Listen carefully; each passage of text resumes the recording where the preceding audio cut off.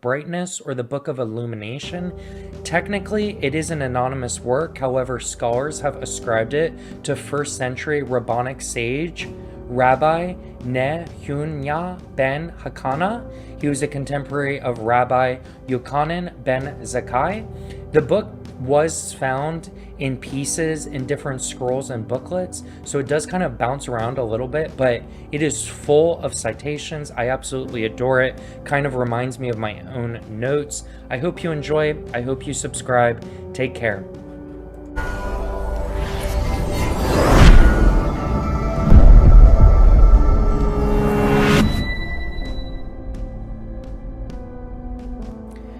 The Sefer Bahir, Part 1, the first verses of creation. Rabbi Nehunya ben HaKanah said, one verse, Job 37:21 states, "And now they do not see light, it is brilliant, Bahir, in the heavens." Another verse, however, Psalms 18:12 states, "He made darkness his hiding place." It is also written in Psalm 97:2, "Cloud and shadow surround him." This is an apparent contradiction. A third verse comes and reconciles the two. It is written in Psalms 139:12, "Even darkness is not dark to you. Night shines like day. Light and darkness are the same." Rabbi Barakiah said, it is written in Genesis 1:2, "The earth was chaos, tohu, and desolation, buhu." What is the meaning of the word "was" in this verse? This indicates that the chaos existed previously and primordially. What is chaos? Tuhu, something that confounds, taha, people. What is desolation? Buhu. It is something that has substance. This is the reason that it is called Buhu, that is, Boo-Hu. It is in it. Why does the Torah begin with the letter Bet? In order that it begin with a blessing, Barak Ha. How do we know that the Torah is called a blessing? Because it is written in Deuteronomy 33:23, "The filling is God's blessing, possessing the sea and the south." The sea is nothing other than the Torah, as it is written in Job 11:9. It is wider than the sea. What is the meaning of the verse? The filling is God's blessing. This means that wherever we find the letter Bet, it indicates a blessing. It is thus written in Genesis 1:1, "In the beginning, Bet Reshit, God created the heaven and the earth." The word beginning, Reshit, is nothing other than wisdom. It is thus written in Psalms 111, verse 10, "The beginning is wisdom, the fear of God." Wisdom is a blessing, as it is thus written, "And God blessed Solomon." It is furthermore written in 1 Kings 5:26, "And God gave wisdom to Solomon." This resembles a king who marries his daughter to his son. He gives her to him at the wedding and says to him, "Do with her as you desire." How do we know that the word barakah, blessing, comes from the word baruch, to be blessed? Perhaps it comes from the word barik, knee. It is written in Isaiah 44:23, "For to me shall every knee bend." The place to which every knee bends. What example does this resemble? People want to see the king, but do not know where to find his house. Beit. First they ask, "Where is the king's house?" Only then can they ask, "Where is the king?" It is thus written, "For to me shall every knee bend, even the highest, every tongue shall swear." Rabbi Nehunya sat and expounded further. What is the meaning of the verse Deuteronomy 33:23? The filling is God's blessing, possessing the sea and the south. This means that wherever we find the letter Bet, it is blessed. This is the filling referred to in the verse. The filling is God's blessing. From there it nourishes those who need it. It was from this filling that God sought advice. What example does this resemble? A king wanted to build his palace among great cliffs. He mined into the bedrock and uncovered a great spring of living water. The king then said, "Since I have flowing water, I will plant a garden. Then I will delight in it, and so will all the world." It is therefore written in Proverbs 8:30, "I was with him as a craftsman. I was his delight for a day, frolicking before him at every time." The Torah is saying, "For 2,000 years I was in the bosom of the Blessed Holy One as his delight." The verse therefore says, a day. Each day of the Blessed Holy One is 1,000 years, as it is written in Psalms 94. 1,000 years in your eyes is as but yesterday when it is past. From then on, it is at times, as the verse states, at every time. The rest is for the world. It is thus written in Isaiah 48:9. I will exhale my praise through my nose for you. What is the meaning of my praise?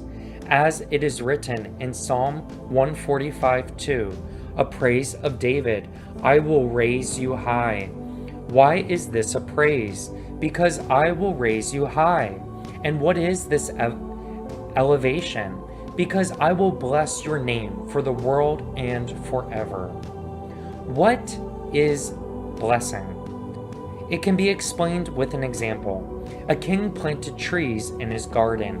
It may rain and water them, and the ground may be wet and provide them with moisture, but still, he must water them from the spring. It is thus written in Psalms 111, verse 10. The beginning is wisdom, the fear of God, good intelligence to all who do them. You may think that it lacks something. It is therefore written, his praise endures forever. Rabbi Amorai sat and expounded. What is the meaning of the verse in Deuteronomy 33:23? The filling is God's blessing, possessing the sea and the south. Moses was saying, if you follow my decrees, you will inherit both this world and the next. The world to come is likened to the sea. As it is written in Job 11:9, it is wider than the sea. The present world is referred to as the sea. It is thus written in Joshua 15:19, for you have set me in the land of the south, therefore give me springs of water. The Targum translates, behold, the earth is the south. Why did God add the letter He to Abraham's name, rather than any other letter?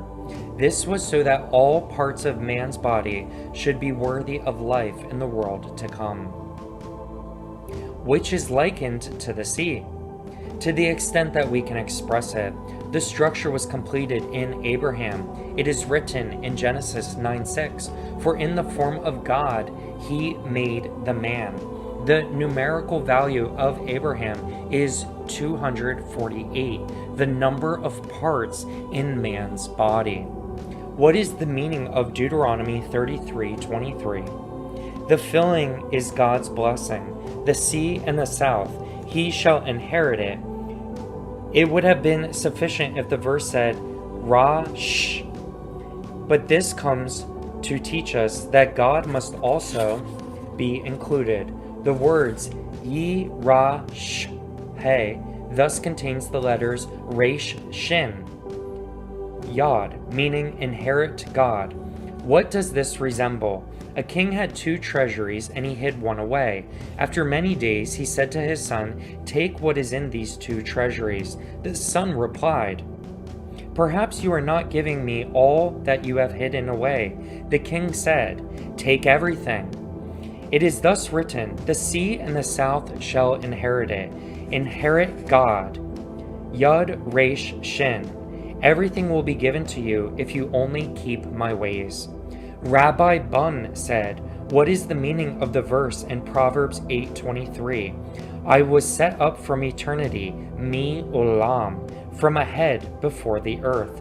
What is the meaning of from eternity, mi olam? This means that it must be concealed, he elam, from the world.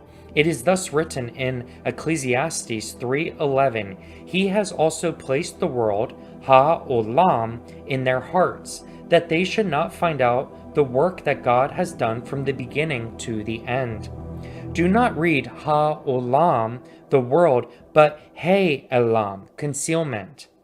The Torah said, I was first so that I might be the head of the world. It is thus written, I was set up from eternity, from a head. You may think that the earth was before it. It is therefore written, before the earth. It is thus written in Genesis 1:1, In the beginning created God the heaven and the earth. What is the meaning of created? He created everything that was needed for all things. And then God. Only after that is it written, the heaven and the earth. What is the meaning of the verse in Ecclesiastes 7:14? Also, one opposite the other was made by God. He created desolation, bohu, and placed it in peace, and he created chaos, tohu, and placed it in evil.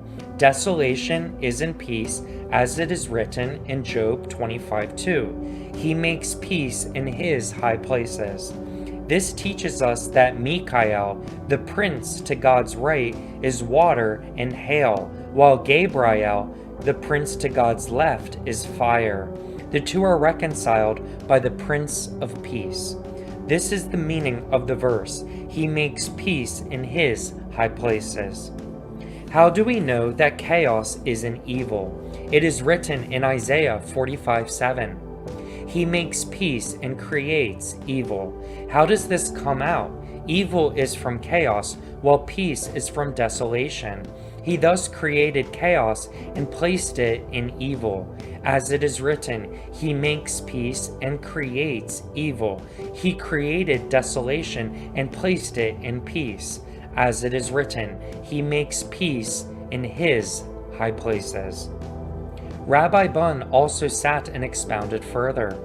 What is the meaning of the verse in Isaiah 45:7? He forms light and creates darkness.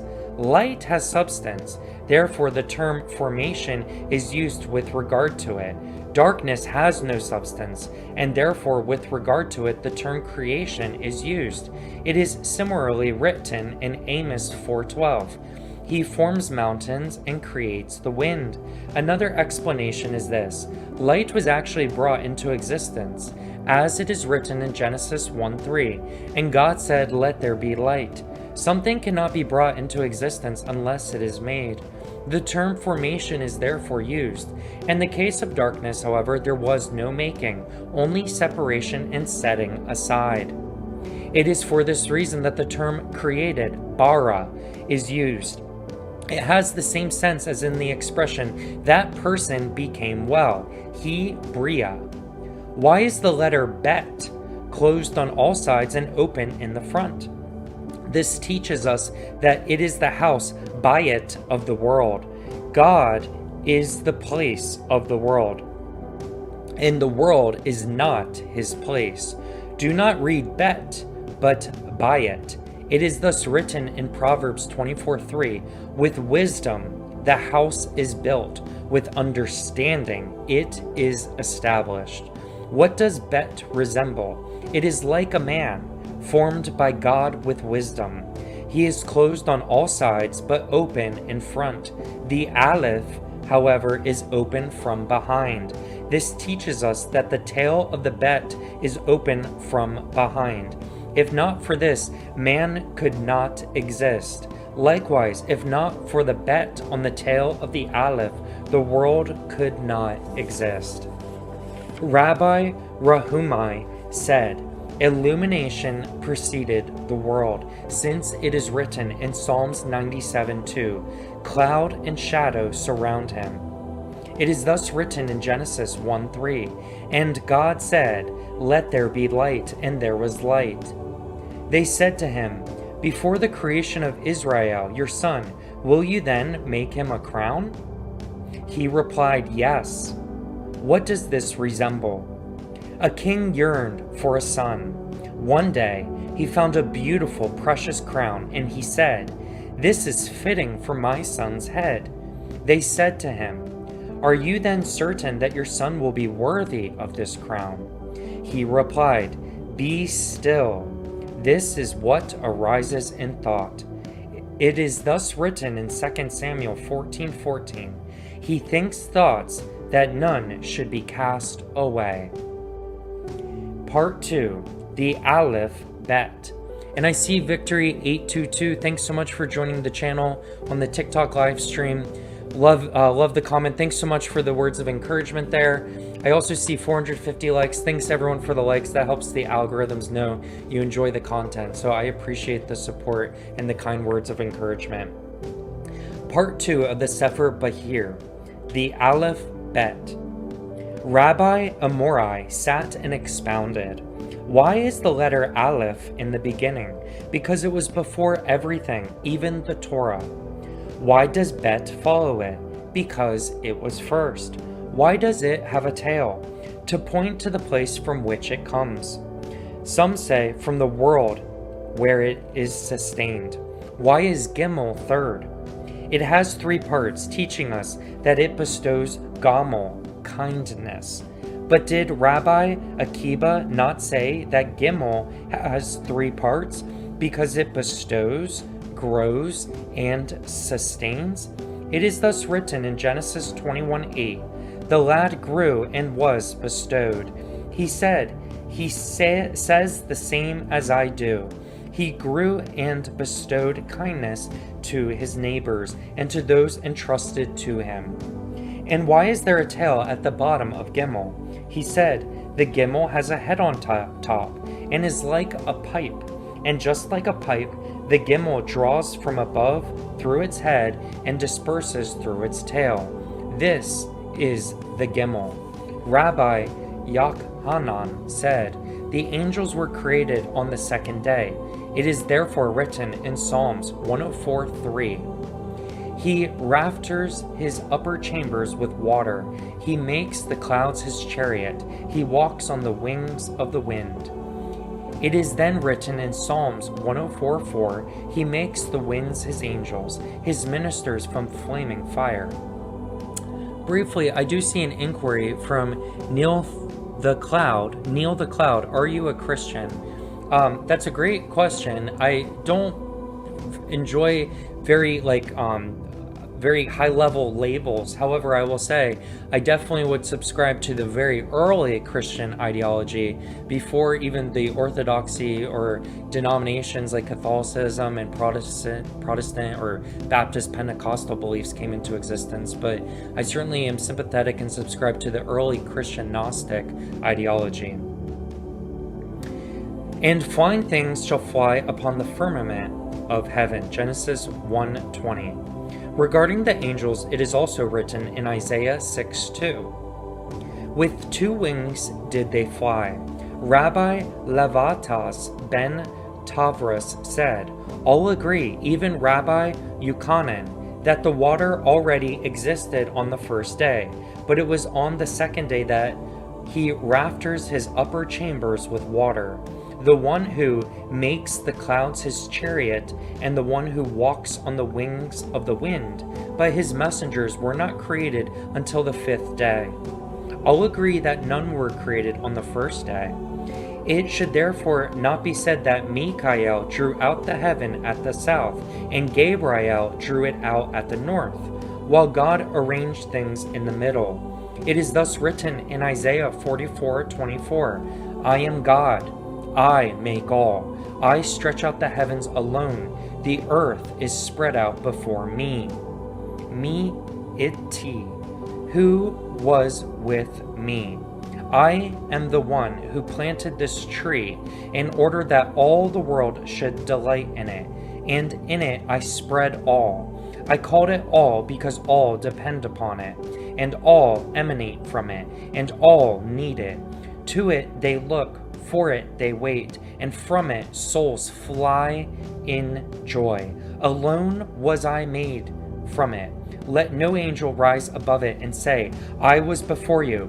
I was also alone when I spread out my earth, in which I planted and rooted this tree. I made them rejoice together, and I rejoiced in them. Who was with me? To whom have I revealed this mystery?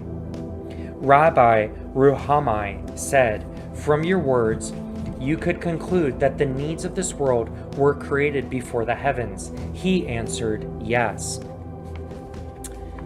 And for the inquiries as well, I see Neil the Cloud asking about my thoughts on Jonah. Once I'm through this reading, I'm certainly happy to espouse on Jonah. And Victory 822 inquires about the text itself. This is the Sefer Bahir.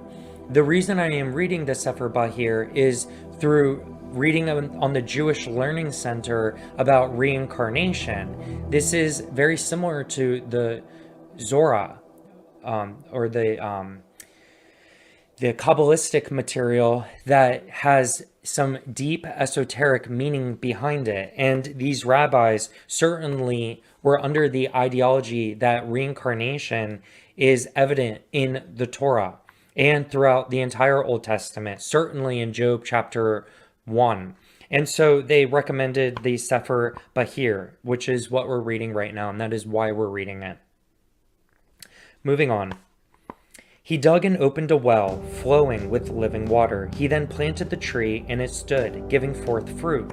It was successfully rooted, since it was always watered from the well. Rabbi Yanai said, the earth was created first, as it is written in Genesis 2:4. On the day that God made earth and heaven, they said to him, it is not written, Genesis 1:1, in beginning God created the heaven and the earth. He replied, what is this like? A king bought a beautiful object, but since it was not complete, he did not give it a name. He said, I will complete it. I will prepare its pedestal and attachment, and then I will give it a name. It is thus written in Psalm 102:26, from eternity you founded the earth, and then the heavens are the work of your hands. It is furthermore written, Psalms 104:2, he covered himself with light like a garment. He spread out the heaven like a curtain. He rafters his upper chambers with water. It is then written in Psalm 104:4, he makes the winds his angels, his ministers of flaming fire. Finally, it is written in Psalm 104:5, he founded the earth on its pedestals, that it not be removed for the world and forever. When he made its pedestal, he strengthened it. It is therefore written, that it not be moved. What is its name? And forever, Vu'ed is its name, and its pedestal is world, Olam. It is therefore written, for the world and forever. I see another inquiry here from Neil the Cloud. Is it the beginning or a beginning? Believe it or not, it's actually neither. It's actually in beginning. So believe it or not, that word the and a can both be scrapped out. It's just simply in beginning Elohim. So that Barut, it's just in beginning Elohim created the heavens and the earth. So it actually doesn't say in the or in a, it just says in beginning. Great question. Rabbi Barakia said, what is the meaning of the verse in Genesis 1:3? And God said, let there be light. And there was light. Why does the verse not say, and it was so? What is this like? A king had a beautiful object. He puts it away until he had a place for it, and then he put it there. It is therefore written, let there be light, and there was light. This indicates that the light already existed. Rabbi Amorai said, what is the meaning of the verse in Exodus 15:3? God is a man of war. Mar Rahumai said to him, great master, do not ask about something that is so simple. Listen to me, and I will advise you. He said to him, "What is this like? A king had a number of beautiful dwellings, and he gave each one a name. One was better than all the others. He said, 'I will give my son this dwelling, whose name is Aleph. This one, whose name is Yod, is also good, as is this one, whose name is Shin.' Why did he do then? What did he do then? He gathered all three together, and out of them he made a single name and a single house. He said, 'How long will you continue to conceal your meaning?' The other replied, 'My son Aleph is the head. Yod is the second to it. Shin includes all the world. Why does Shin include all the world? Because with it one writes an answer. Ta Shu Vav.'" And briefly, I will just mention what's fascinating here is, according to this Kabbalistic material, the three mother letters is actually Aleph, Yod, Shin. While in modern Kabbalistic tradition, in the Hebrew alphabet, the three mother letters are, of course, Aleph, Shin, Mem. Okay, so pretty interesting there. And you can actually see that discrepancy as well if you're reading Agrippa, because Agrippa also has the same three mother letters as the Sefer Bahir. Pretty interesting. The student asked him, "What is the letter Dalet?" He replied, "What is this like? 10 kings were in a certain place. All of them were wealthy, but one was not quite as wealthy as the others. Even though he is still very wealthy, he is poor, Dal, in relation to the others." They said to him, "What is the letter He?" He grew angry and said, "Did I not teach you not to ask about a later thing and then about an earlier thing?" They said, "But He comes after Dalet." He replied, "The order should be Gimel He." Why is it Gimel Dalet? Because it must be Dalet He. And why is the order Gimel Dalet? He said to them, "Gimel is in the place of Dalet. On its head, it is in the place of He. Dalet, with its tail, is in place of the He." "What is the letter Vav?" he said. "There is an upper He and a lower He." He said to him, "What is Vav?" He said, "The world was sealed with 6 directions." They said, "It is not Vav, a single letter." And of course, 6 directions, right? North, east, south, west, and then we have up, down, right? He replied, "It is written in Psalm 104:2, He wraps himself in light as a garment. He spreads out the heavens like a curtain." Rabbi Amorai asked, "Where is the Garden of Eden?" He replied, "It is on earth." Rabbi Ishmael expounded to Rabbi Akiba, "What is the meaning of the verse in Genesis 1:1? In beginning God created the heaven and the earth." Why is the word et added in both places? If the word et were absent, we would think that heaven and earth were God's. He replied by the divine service, "You may have reached out for the true meaning, but you have not sorted out, and therefore you speak in this manner. But as to the heavens plural, the word et comes to include the sun, the moon, the stars, and the constellations, while for the earth, et, it comes to add trees, plants, and also the Garden of Eden." And Neil the Cloud inquires too, why do the up-down count? That's a great question. Probably just for, well, I think it's partly because they're making the case it's the 6th letter of the alphabet. And so they're just trying to correlate that, I think, to the number 6. And so you can go backwards, forwards, right, left, up, down. I think that's kind of what the significance is that they're trying to make there. I don't know, though, if my answer is accurate. So a rabbi would be a better person to ask. So in the spirit of transparency, it's a great question. I'm not sure of the answer. They said to him, "It is written in Lamentations 2:1, He threw the beauty of Israel from heaven to earth. From here we see that it fell." He replied, "If you have read, you did not review, and if you reviewed, you did not go over it a 3rd time. What does it resemble? A king had a beautiful crown on his head and a beautiful cloak on his shoulders.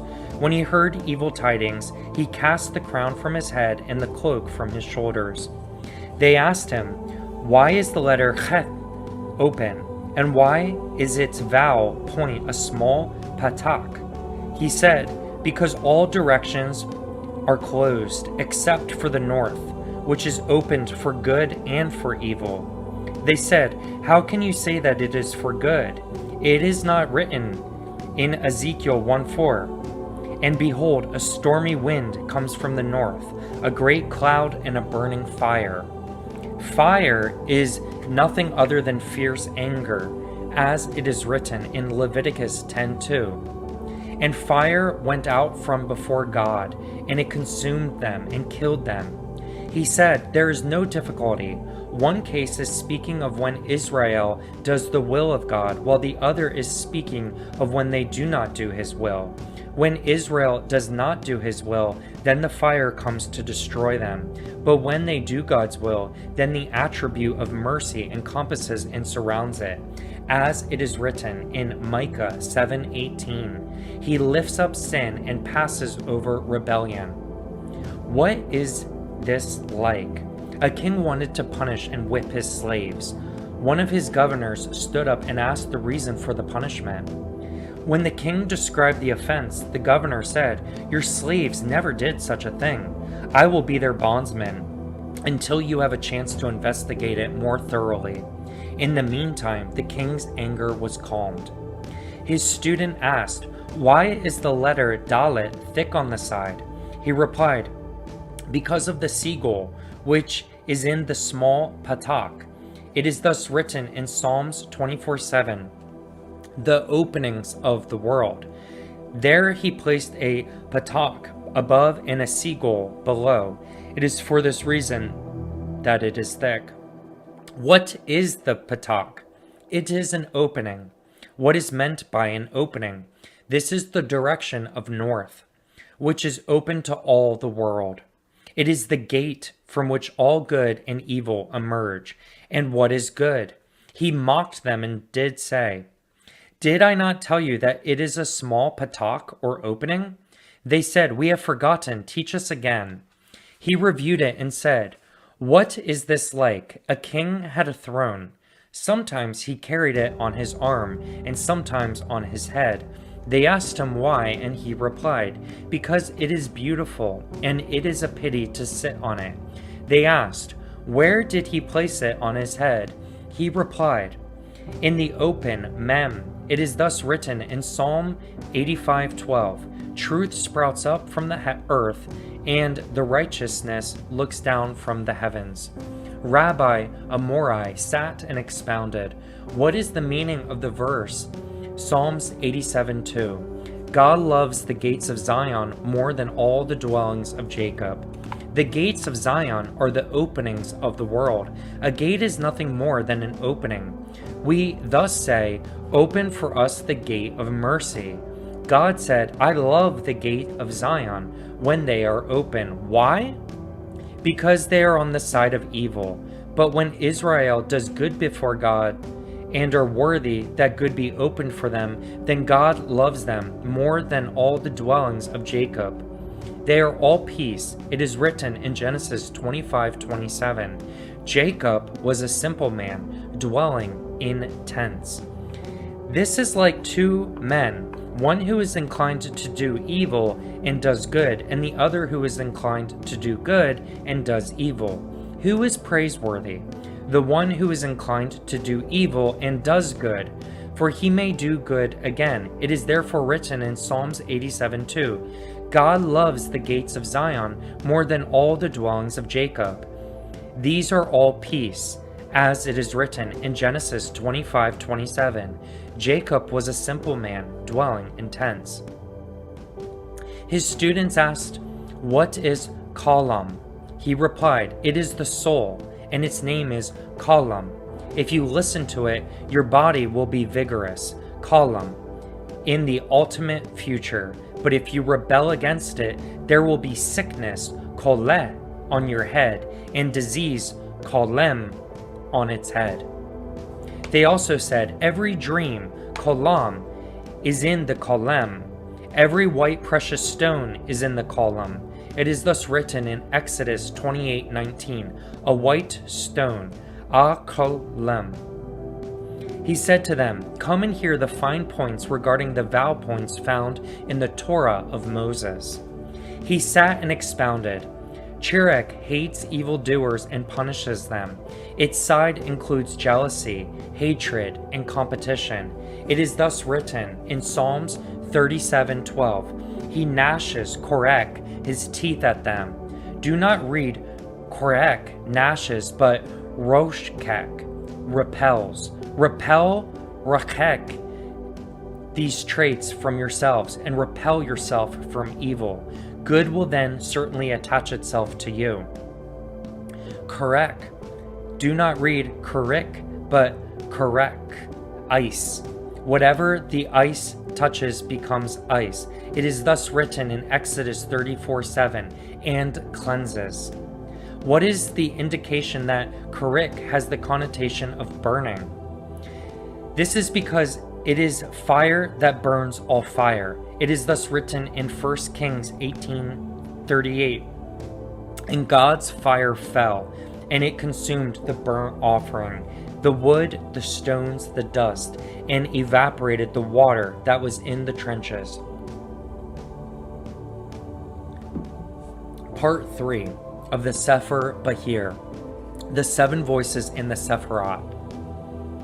And briefly, for those on the live stream, if you are wondering about the sefirot, keep in mind this is Kabbalistic material, so this is the Tree of Life. If this is your first time encountering the Tree of Life, we have Kether at the crown of the Tree of Life, and if we follow the middle pillar, we have Tiphereth, we have Yesod, and then we have Malkut. On the left-hand path, we have Hod, which is splendor, Gabora, strength, and Bina. Okay, and then on the right-hand path, we have Hakma, we have Hased, and then we have Natzak. All right, the 7 voices in the sefirot. He said, what is the meaning of the verse in Exodus 20:15? And all the people saw the voices.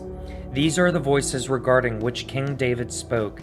It is thus written in Psalm 29:3. The voice of God is upon the waters. The God of glory thunders.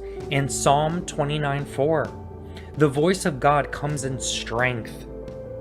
Regarding this, it is written, Isaiah 10:13, by the strength of my hand have I done it. It is likewise written in Isaiah 48:13, also my hand has formed the earth. Next, Psalms 29:4. The voice of God is with majesty. It is also written in Psalm 1:1 verse 3, splendor and majesty are his works. His righteousness stands forever. Subsequently, in Psalms 29:5, God's voice breaks the cedars. This is the bow that breaks the cypress and cedar tree. And then in Psalms 29:7, God's voice draws out flames of fire. This is what makes peace between water and fire. It draws out the power of the fire and prevents it from evaporating the water. It also prevents water from extinguishing it. The 6th is in Psalms 29:8. God's voice shakes the desert. It is thus written in Psalms 18:51. He does kindness to his Messiah, to David and his descendants until eternity, more than when the Hebrews were in the desert. The next voice is in Psalms 29:9.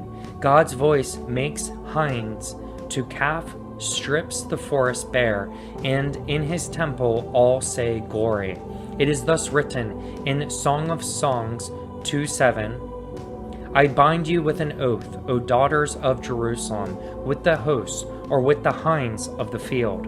This teaches us that the Torah was given with 7 voices. In each of them, the Master of the universe revealed himself to them, and they saw him. It is thus written, and all the people saw the voices. One verse states in 2 Samuel 22:10, he bent the heavens and came down with gloom under his feet. Another verse in Exodus 19:20 states, and God came down on Mount Sinai to the top of the mountain. Still, another verse, however, in Exodus 20:22 states, from heaven I spoke to you. How could this be reconciled? His great fire was on earth, and this was one voice. The other voice was in heaven. It is thus written in Deuteronomy 4:36, from the heavens he let you hear his voice, that he might instruct you. And on the earth he showed you his great fire, and his words you heard from the fire. Which fire was that? It was the great fire. That was on the earth. And from where did the speech emanate? From this fire as it was written, and his words you heard from the fire. I see another inquiry here on the live stream from Neil. Koleh on your head, and disease, kolem, on its head. They also said, every dream, kolam, is in the kolem. Every white precious stone is in the kolem. It is thus written in Exodus 28:19, a white stone, a kolem. He said to them, come and hear the fine points regarding the vow points found in the Torah of Moses. He sat and expounded. Chirek hates evildoers and punishes them. Its side includes jealousy, hatred, and competition. It is thus written in Psalms 37:12. He gnashes, korek, his teeth at them.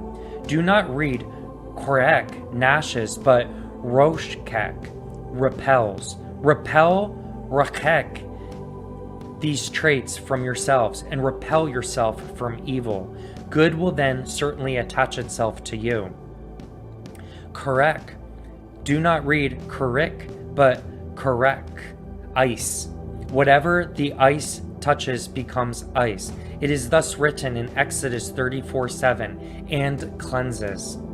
What is the indication that korik has the connotation of burning? This is because it is fire that burns all fire. It is thus written in 1 Kings 18:38, and God's fire fell, and it consumed the burnt offering, the wood, the stones, the dust, and evaporated the water that was in the trenches. Part 3 of the Sefer Bahir, the 7 voices in the sefirot. And briefly, for those on the live stream, if you are wondering about the sefirot, keep in mind this is Kabbalistic material, so this is the Tree of Life. If this is your first time encountering the Tree of Life, we have Kether at the crown of the Tree of Life, and if we follow the middle pillar, we have Tiphareth, we have Yesod, and then we have Malkut. On the left-hand path, we have Hod, which is splendor, Gabora, strength, and Bina. Okay, and then on the right-hand path, we have Hakma, we have Hased, and then we have Natzak. All right, the 7 voices in the sefirot. He said, what is the meaning of the verse in Exodus 20:15? And all the people saw the voices. These are the voices regarding which King David spoke. It is thus written in Psalm 29:3. The voice of God is upon the waters. The God of glory thunders. And Psalm 29:4. The voice of God comes in strength. Regarding this, it is written, Isaiah 10:13. By the strength of my hand have I done it. It is likewise written in Isaiah 48:13. Also my hand has formed the earth. Next, Psalms 29:4. The voice of God is with majesty. It is also written in Psalm 1:1 verse 3, splendor and majesty are his works. His righteousness stands forever. Subsequently in Psalms 29:5, God's voice breaks the cedars. This is the bow that breaks the cypress and cedar tree. And then in Psalms 29:7, God's voice draws out flames of fire. This is what makes peace between water and fire. It draws out the power of the fire and prevents it from evaporating the water. It also prevents water from extinguishing it. The sixth is in Psalms 29:8. God's voice shakes the desert. It is thus written in Psalms 18:51. He does kindness to his Messiah, to David and his descendants until eternity, more than when the Hebrews were in the desert. The next voice is in Psalms 29:9. God's voice makes hinds to calf, strips the forest bare, and in his temple all say glory.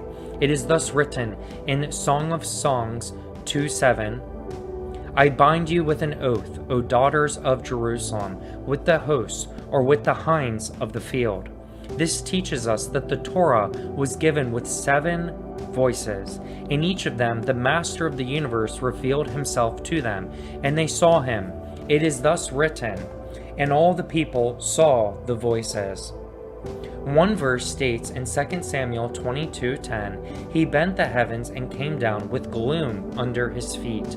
Another verse in Exodus 19:20 states, and God came down on Mount Sinai to the top of the mountain.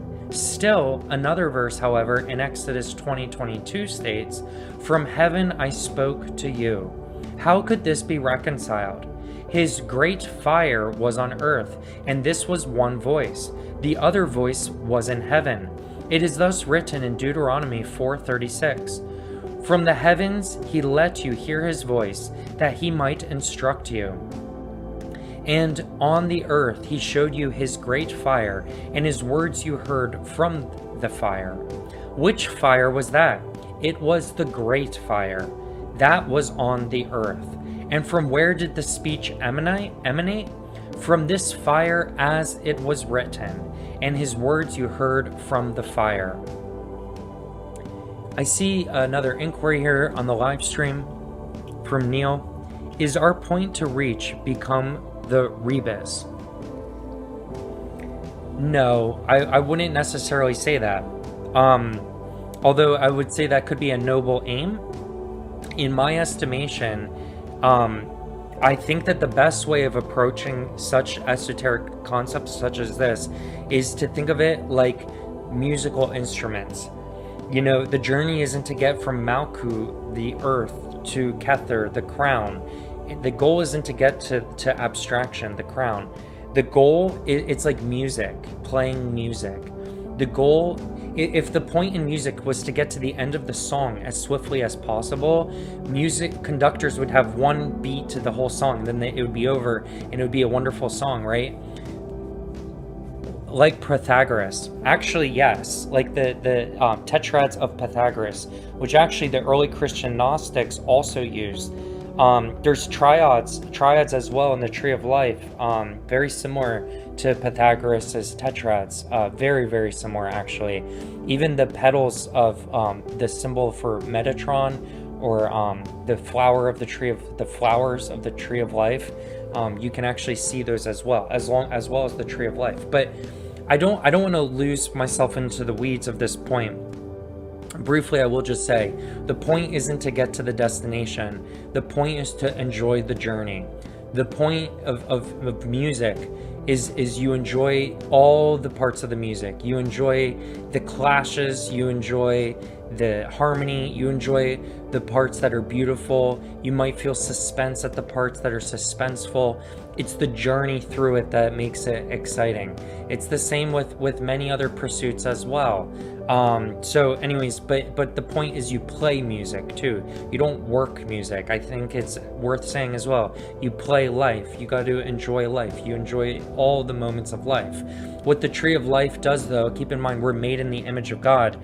The Tree of Life lets you rationalize by the divine by meditating on one aspect of the divine at a time, because some parts of the divine are entirely in contradiction of each other, but it enables the reconciliation of them. For example, severity and mercy. Sometimes the divine acted with justice, severity, other times with mercy. Well, that's incompatible. Mercy is not severity, but yet the divine acted in both ways. Being able to operate in a polarity of both is a very healthy thing. And that's why the middle pillar is, they say, the quickest way to ascend to the divine. It's also in Aristotle's golden mean, right? It's good to be able to, as Nietzsche says, hold two opposing ideologies in your head at the same time and know when it's best to act accordingly. One doesn't need to be an extreme of everything. It's very similar as well to Eastern ideology. But anyways, I'm thinking of... trying to think of the way of the Tao. Okay, that's what I'm thinking of. Again, in the Eastern system of the Asian ideology, which is absolutely brilliant and highly compatible. Anyways, moving on, but great question there. What is the meaning of the verse in Deuteronomy 4:12? You saw no form, only a voice. This was explained when Moses said to Israel in Deuteronomy 4:15, you did not see an entire image. You saw an image, but not the entire image. What is this like? A king stands before his servants wrapped in a white robe. Even though he is far away, they can still hear his voice. This is true even though they cannot see his throat when he speaks. In a similar manner, they saw an image, but not an entire image. It is therefore written, you saw no form, only a voice. It is also written in Deuteronomy 4:12, a voice of words you heard. One verse in Exodus 20:15 states, and all the people saw the voices. Another verse, however, in Deuteronomy 4:12 states, the voice of words you heard. How can this be? At first they saw the voice. What did they see? The 7 voices were mentioned by David. But in the end, they heard the word that emanated from them all. But we have learned that there were 10. Our sages taught us that they were all said with a single word. But we have said that there were 7. There were 7 voices. Regarding 3 of them, it is written in Deuteronomy 4:12, the voice of words you heard, but you saw no form, only a voice. This teaches us that they were all said with a single word. This is so that Israel should not make a mistake and say, others helped him. It might have been only one of the angels, but his voice alone could not be so powerful.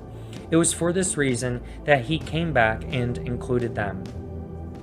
Another explanation, it was so that the world should not say that since there were 10 sayings for 10 kings, it might be that he could not speak for them all through one.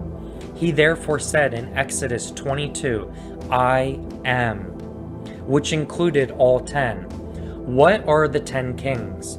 They are the 7 voices and 3 sayings. Arim. What are the sayings? It is written in Deuteronomy 26:18. God has said for you today. What are the 3? In Proverbs 4:7. The beginning is wisdom. Acquire wisdom. With all your acquisition, acquire understanding. It is thus written in Job 32:8. The soul of Shaddai gives them understanding. The soul of Shaddai is what gives them understanding. What is the 3rd one? As the old man said to the child, what is hidden from you, do not seek, and what is concealed from you, do not probe. Where you have authority, seek to understand, but you have nothing to do with mysteries. Brilliant. We have learned in Proverbs 25:2, the glory of God is to hide a word. What is a word? That of which it is written in Psalms 119:160. The beginning of your word is truth. Also in Proverbs 25:2, the glory of kings is to probe a word. What is this word? That of which it is written in Proverbs 25:11, a word spoken in its proper place, afen av. Do not read its proper place, afen av, but its wheel, ofen av.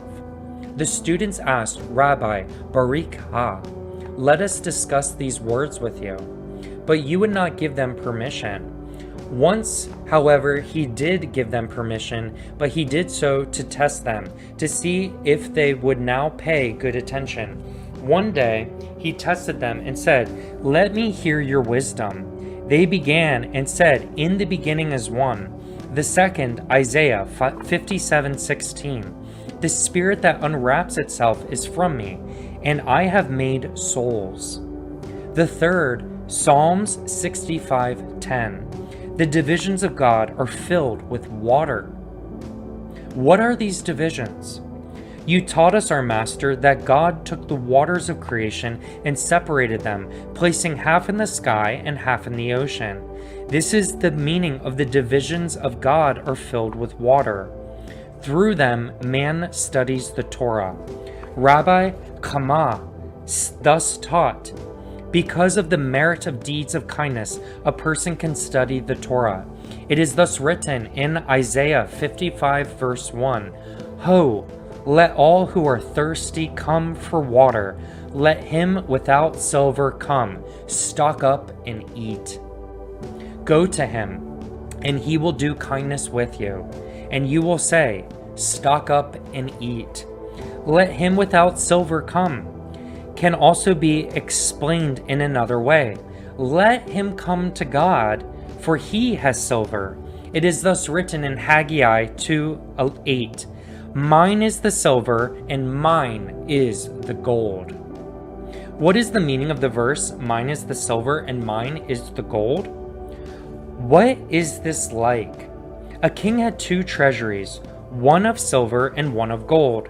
He placed that of silver to his right and that of gold to his left. He said, This should be ready and easy to take out. He keeps his words calm. He is attached to the poor and directs them calmly. It is thus written in Exodus 15:6, Your right hand, O God, is mighty in power. If he rejoices in his portion, then all is well. If not, then Exodus 15:6, Your right hand, O God, crumbles the enemy. He said to them, This is referring to gold. It is thus written, Mine is the silver, mine is the gold. Why is gold called Zahav? Because it includes three attributes. Male, Zakar, this is the Zion. The second is the soul, this is the Hay, which, with the five names of the soul, Nefesh, Reish, Neshama, Chaya, and Yakida. What is the purpose of Hay? It is the throne for Zion. It is thus written in Ecclesiastes 5:7, For one above the other watches. The bet is in its sustenance. It is thus written in Genesis 1:1, In bet, beginning God created. In beginning God created. What is its function here? What is it like? A king once had a daughter who was good, pleasant, beautiful, perfect. He married her to a royal prince, clothed and crowned and bejeweled her, giving her much money. Is it possible for the king to ever leave his daughter? You will agree that it is not. Is it possible for him to do with her constantly? You will also agree that it is not. What can he then do? He can place a window between the two, and whenever the father needs the daughter or the daughter needs the father, they can come together through the window. It is thus written in Psalm 45:14. All glorious is the king's daughter inside. Her garment is interwoven with gold. What is the bet at the end? It is written in Proverbs 24:3. With wisdom will the house by it be built. The verse does not say was built, but will be built. In the future, God will build and decorate. Thousands of times more than it was. It is as we have said. Why does the Torah begin with bet? As it is written in Proverbs 8:30. I was with him as a craftsman. I was his delight for a day, a day. These are the 2,000 years, which are the beginning too, but the scripture says 7. As it is written in Isaiah 30:26, the light of the moon shall be like the light of the sun, and the light of the sun shall be sevenfold. And we said, just like the sun was for 7, so the moon was for 7. He responded, I said thousands. Verse 56. They said to him, up until now there are 5. What comes next? He replied, first I will explain gold. What is gold? We learn that it is where justice emanates. If you bend your words to the right or left, you will be punished. What is the meaning of the verse? Isaiah 30:26. The light of the moon shall be like the light of the sun, and the light of the sun shall be sevenfold, like the light of 7 days. The verse does not say 7 days, but the 7 days. These are the days regarding which it is written in Exodus 31:17. For 6 days God created. As you said, God made 6 beautiful vessels. What are they? The heaven and the earth. Are they not 7? Yes, as it is written. And on the 7th day, he rested and sold. What is the meaning of sold? This teaches us that the Sabbath sustains all souls. It is therefore written that it sold. Another explanation, this teaches us that it is from there that the soul flies forth. It is thus written, and he sold. This continues for 1,000 generations. It is thus written in Psalms 105:8, the word that he commanded until 1,000 generations. Immediately after this, it says, the covenant that he cut with Abraham. I do see an inquiry on the live stream here. Victory822 inquires, what is your live stream schedule? Q&A session at the end? I don't want to interrupt.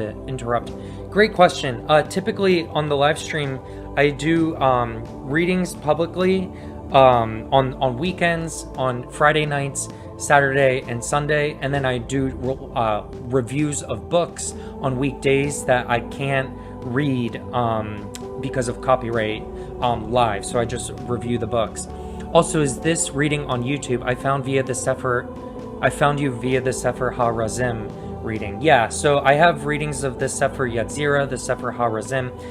The Sefer Bahir will also be on my YouTube channel.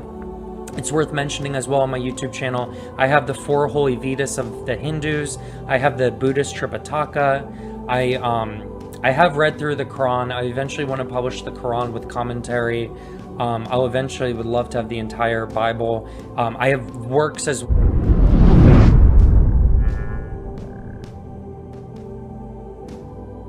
Why is heaven called Shamayim? This teaches that God needed fire and water and combined them together. From this, he made the beginning of his word.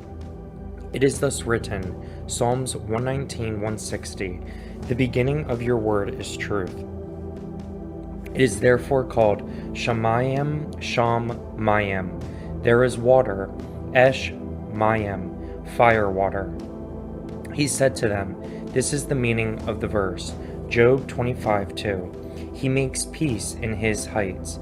He placed peace and love between them. May he also place peace and love among us. We also say Psalms 119:164, 7 times each day, I praised you for your righteous judgment. They asked him, what are they? He replied, you do not look at it carefully. Be precise and you will find them. They asked him, what is the letter Zadi? He said, Zadi is a nun and a yod. Its mate is also a nun and a yod. It is thus written, Proverbs 10:25. The righteous, Zadik, is the foundation of the world. They asked him, what is the meaning of the verse, Numbers 23:14, and he took him to the field of the seers? What is the field of the seers? as it is written in Song of Songs 7:12, "Come, my beloved, let us go out to the field." Do not read sedeh, the field, but sedah, carriage. What is this carriage? He said, the heart of the Blessed Holy One. His heart said to the Blessed Holy One, "Come, my beloved, let us go out to the carriage to stroll. It will not constantly sit in one place." What is his heart? He said, "If so, Ben Zoma is outside, and you are with him." The heart, Lev, numbered is 32. These are concealed, and with them the world was created. What, these 32? He said, "These are the 32 paths. This is like a king who was in the innermost of many chambers.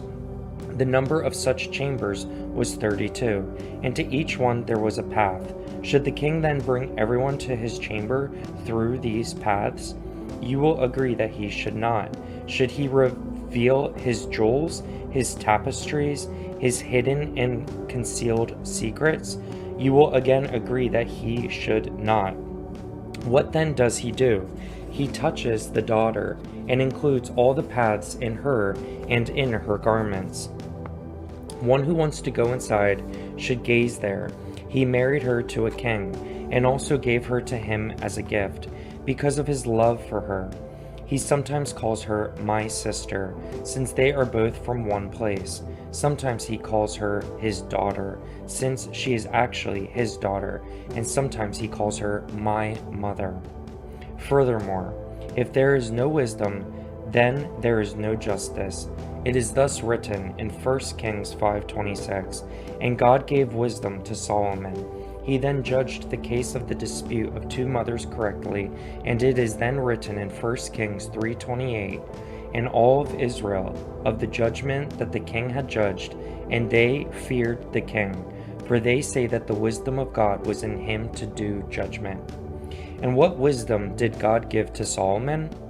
Solomon had God's name. We have thus said that whenever Solomon is mentioned in the Song of Songs, it is a holy name, except in one case. God said to him, "Since your name is like the name of my glory, I will let you marry my daughter." But she is married. Let us say that he gave her to him as a gift. It is thus written, 1 Kings 5:26, "And God gave wisdom to Solomon." Here, however, it is not explained. Where then is it explained? When the scripture states in 1 Kings 3:28, "For they saw that the wisdom of God was in him to do judgment." We then see that the wisdom that God gave him was such that he could do judgment. What is the meaning of to do judgment? As long as a person does judgment, God's wisdom is inside him. This is what helps him and draws him near. If not, it repels him. And not only that, but it also punishes him. It is thus written in Leviticus 26:28, "I will chastise you, also I."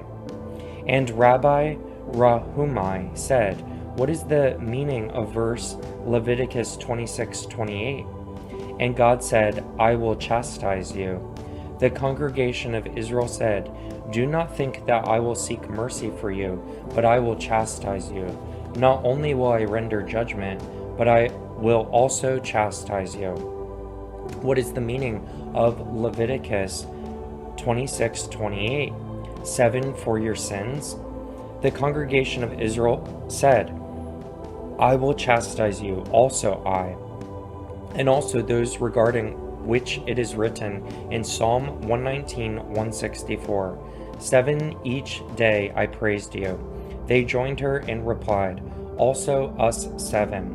Even though among us is the one who reverses itself, the one who oversees good and merit, we too will reverse ourselves and chastise." Why? Because of your sins. But if you return to me, then I will return to you. It is thus written in Malachi 3:7, "Return to me, and I will return to you." The scripture does not say, "I will bring you back to me." Instead it says, "I will return to you." With you. We will all seek mercy from the King. What did the king say? Jeremiah 3:22. Return, you backsliding children. I will heal your backslidings. And Ezekiel 18:30. Return and bring back. What is the meaning of the verse, return and bring back? Come back and ask those 7 to return with you. The scripture therefore says, and bring back, those regarding which it is written, 7 for your sins. The disciples asked Rabbi Rahumai, what is the meaning of the verse in Habakkuk 3:1? A prayer of Habakkuk the prophet for errors. A prayer? It should be called a praise. But whoever turns his heart from worldly affairs and delves in the works of the chariot is accepted before God as if he prayed all day. It is therefore called a prayer. What is the meaning for errors? It is written in Proverbs 5:19, with its love you shall always err. Regarding what is this speaking? The works of the chariot, as it is written in Habakkuk 3:2, O God, I heard a report of you, and I feared. What is the meaning of, I heard a report of you, and I feared? Why does the verse say, I feared, after I heard a report of you, and not after in the midst of the years? But it was from the report of you that I feared. What is the report of you? It is the place where they listen to reports. Why does the verse say, I heard, and not, I understood? As we find in Deuteronomy 38:49, a nation whose language you do not hear. Why did he say, I feared? Because the ear looks like the letter Aleph. The Aleph is the first of all letters. Besides this, the Aleph causes all the letters to endure. The Aleph looks like the brain. When you mention the Aleph, you open your mouth. The same is true of thought. When you extend your thought to the infinite and boundless, from Aleph emanates all letters. Do we not see that it is first? It is thus written, Micah 2:13, God, Yod He Vav He, is at their head. We have a rule that every name that is written, Yod He Vav He, is specific to the Blessed Holy One and is sanctified with holiness. What is the meaning of with holiness? This is the holy palace. Where is the holy palace? We would say that it is in thought and in Aleph. This is the meaning of the verse, I heard a report of you and I feared. Habakkuk therefore said, I know that my prayer is accepted with delight. I was also delighted when I came to that place where I understood a report of you and I feared. Therefore, bring to life your works in the midst of the years, through your unity. What is this like? A king who is talented, hidden and concealed, went into his house and commanded that no one seek him. One who does seek is therefore afraid, lest the king find out that he has violated the king's order. He therefore said, I feared, O God, bring to life your works in the midst of the years. This is what Habakkuk said, because your name is in you, and you is your name. Bring to life your works in the midst of the years. Thus will it be forever. Another explanation of bring to life your works in the midst of years. What is this like? A king had a beautiful pearl, and it was the treasure of his kingdom. When he is happy, he embraces it, kisses it, places it on his head, and loves it. Habakkuk said, even though kings are with you, the beloved pearl is in your world. Therefore, bring to life your works in the midst of years. What is the meaning of years? It is written in Genesis 1:3, and God said, let there be light. Light is nothing other than day. As it is written in Genesis 1:16, the great light to rule the day, and the small light to rule the night. Years are made from days. It is thus written, bring to life your works in the midst of years, in the midst of that pearl that gives rise to years. But it is written in Isaiah 43:5, I am with you. I will bring your progeny from the east. The sun rises in the east and you say that the pearl is day. I am only speaking with regard to the verse, Genesis 1:5, and it was evening and it was morning, day. Regarding this, it is written, Genesis 2:4, in the day that God made earth and heaven. And it is written in Psalms 18:12, He made darkness his hiding place round about, his sukkah, the darkness of waters, thick clouds of the skies, Shachachamim. He said, regarding this, it is written in Isaiah 45:8, the skies, Shachachem, pour down righteousness. The righteousness, Zadok, is the attribute of judgment for the world. It is thus written, Deuteronomy 16:20, righteousness, righteousness shall you pursue. Immediately after this, it is written, that you may live and occupy the land.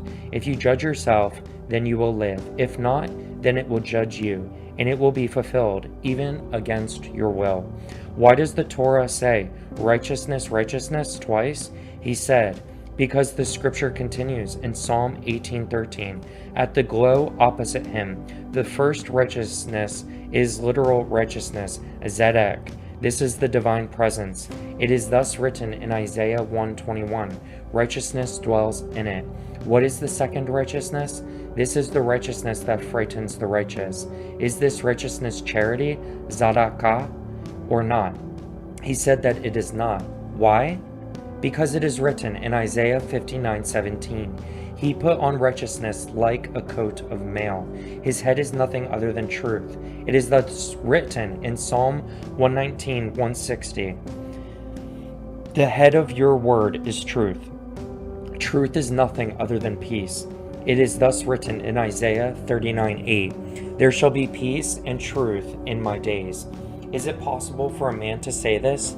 But this is what Hezekiah said, the attribute that you gave to David my ancestor is half of my days, and peace and truth are half of my days. It is for this reason that he mentioned my days. He mentioned both peace and truth, and in my days, since it is all one. It is thus written in Genesis 1:5, and it was evening, and it was morning, one day. Just as the day is peace, so he chose peace. It is therefore written in 2 Kings 20:19, peace and truth shall be my days. This shall be through the attribute that you gave to David. Regarding this, it is written in Psalms 89:37, his throne shall be like the sun before me. What is the meaning of the verse Habakkuk 3:2? In the midst of years, make it known. He said, I know that you are the holy God, as it is written in Exodus 15:11, who is like you, mighty in holiness? Holiness is in you, and you are in holiness. Nevertheless, in the midst of years, make it known. What is the meaning of make it known? It means that you should have mercy. It is thus written in Exodus 2:25, and God saw the children of Israel, and God knew. What is the meaning of God knew? What is this like? A king had a beautiful wife, and had children from her. He loved them and raised them, but they went out to bad ways. He then hated both them and their mother. The mother went to them and said, my children, why did you do this? Why do you make your father hate both you and me? She asked this until they had remorse, and then did the will of their father.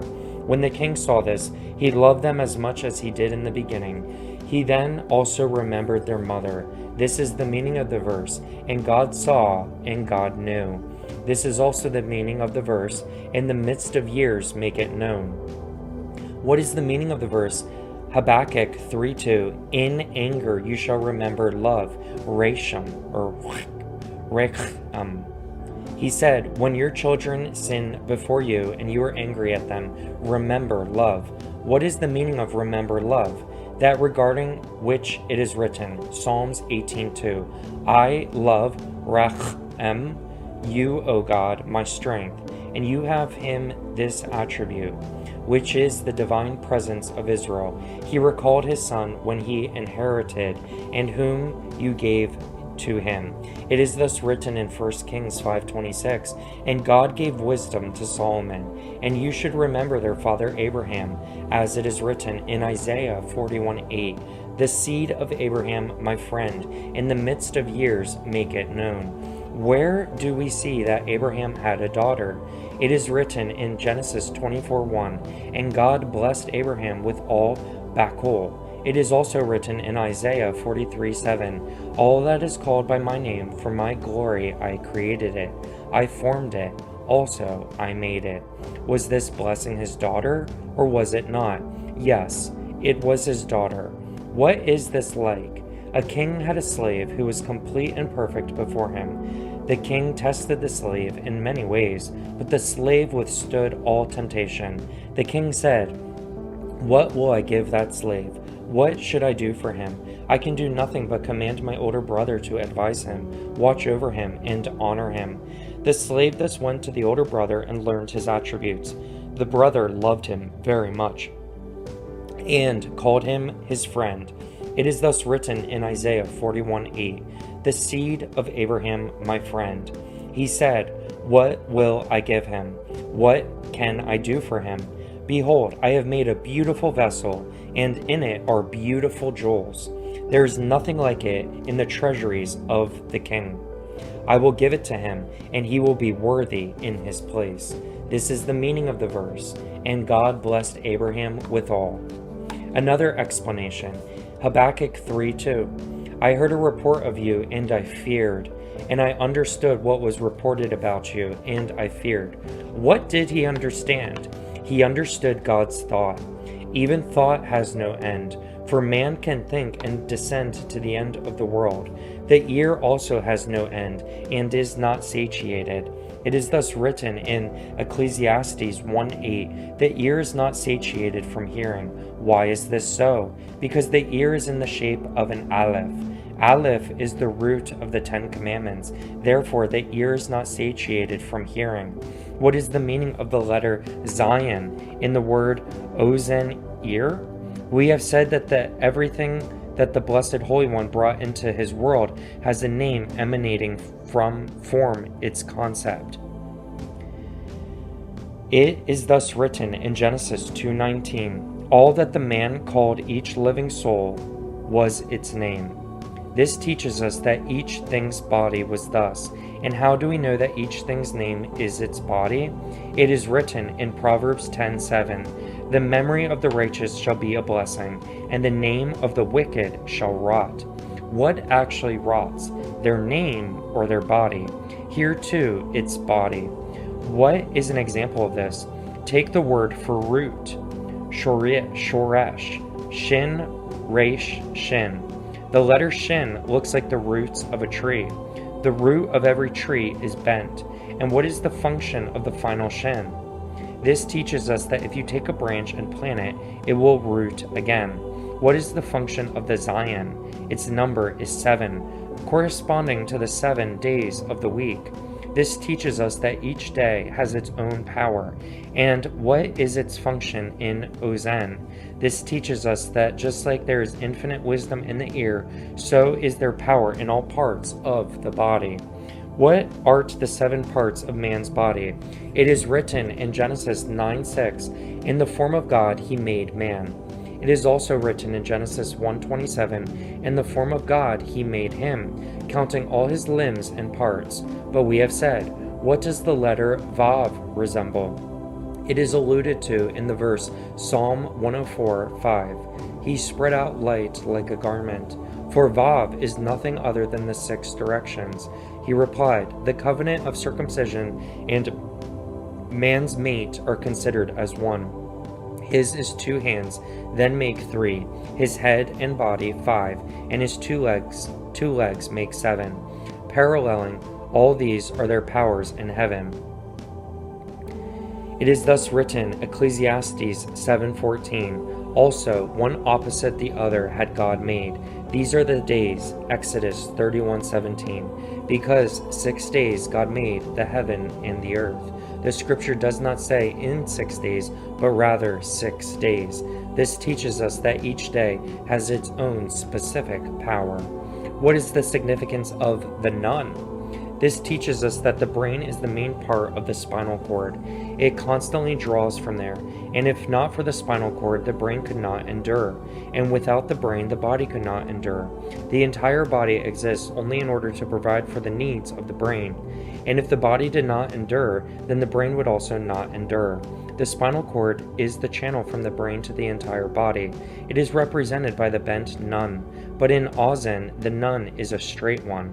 The straight nun is the one that is always at the end of a word.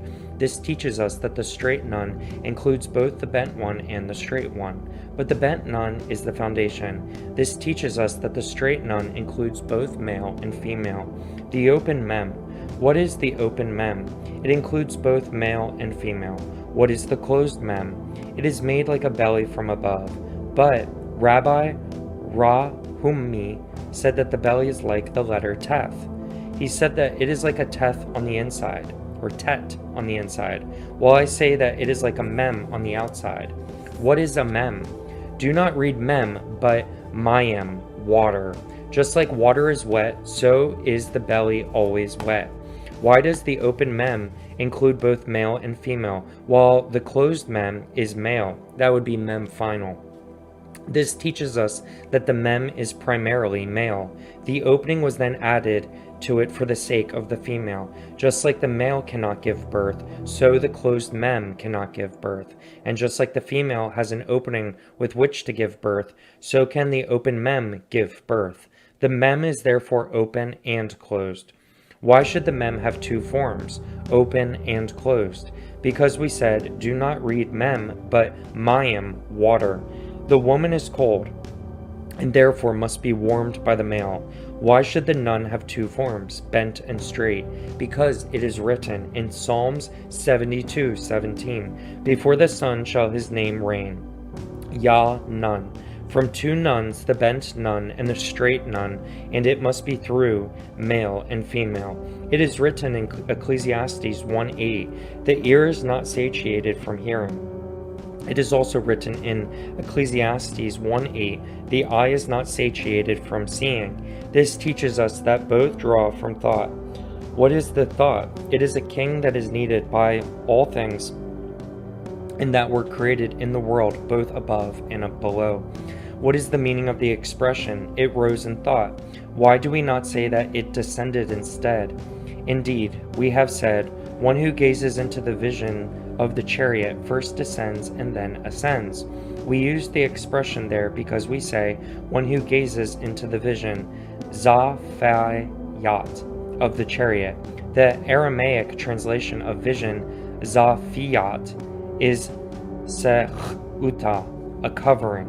It is also written in Isaiah 21:8, and he called as a lion upon the watchtower, Mizipeh, O God. Here, however, we are speaking of thought and assent only, for thought does not include any vision, and has no ending whatsoever, and anything that has no end or limit does not have any descent. People therefore say, someone descended to the limit of his friend's knowledge. One can arrive at the limit of a person's knowledge, but not at the limit of his thought. Rabbi Amorai sat and expounded. What is the meaning of the segol? Its name is segolah, treasure. It comes after zarka. What is the meaning of zarka? It is like its name, something that is thrown, ni zarak. It is like something that is thrown, and after it comes, Ecclesiastes 2:8, the treasures of kings and lands. What is the reason that it is called Zarka? It is written in Ezekiel 3:12, blessed is the glory of God from his place. This indicates that no being knows his place. We recite the name of the crown, and it goes to the head of its owner. It is thus written regarding Yod-He Shin-He, Genesis 14:19, owner of heaven and earth. When it goes, it is like it is thrown, Zarka. Following it is treasure, Segula. It is at the head of all letters. Why is this at the end of a word and not at the beginning? This teaches us that this crown arises higher and higher. It is included and crowned, as it is written in Psalms 118:22. The stone that the builders rejected has become the head cornerstone. It ascended to the place from which it was graven, as it is written in Genesis 49:24. From there is the shepherd, the stone of Israel. He also said, "What is the reason that we place blue wool in the zit? And why are there 32 strands? What is this like?" A king had a beautiful garden, and in it were 32 paths. He placed a watchman over them to show that all these paths belonged to him alone. He said to him, "Watch them and walk upon them every day. As long as you walk these paths, you will have peace." So what did the watchman do? He appointed other watchmen over them. He said, "If I remain alone on these paths, it is impossible for me, a single watchman, to maintain all of them. Besides that, people may say that I am the king." The watchman therefore placed his assistants over all the paths. These are the 32 paths. What is the reason for the blue?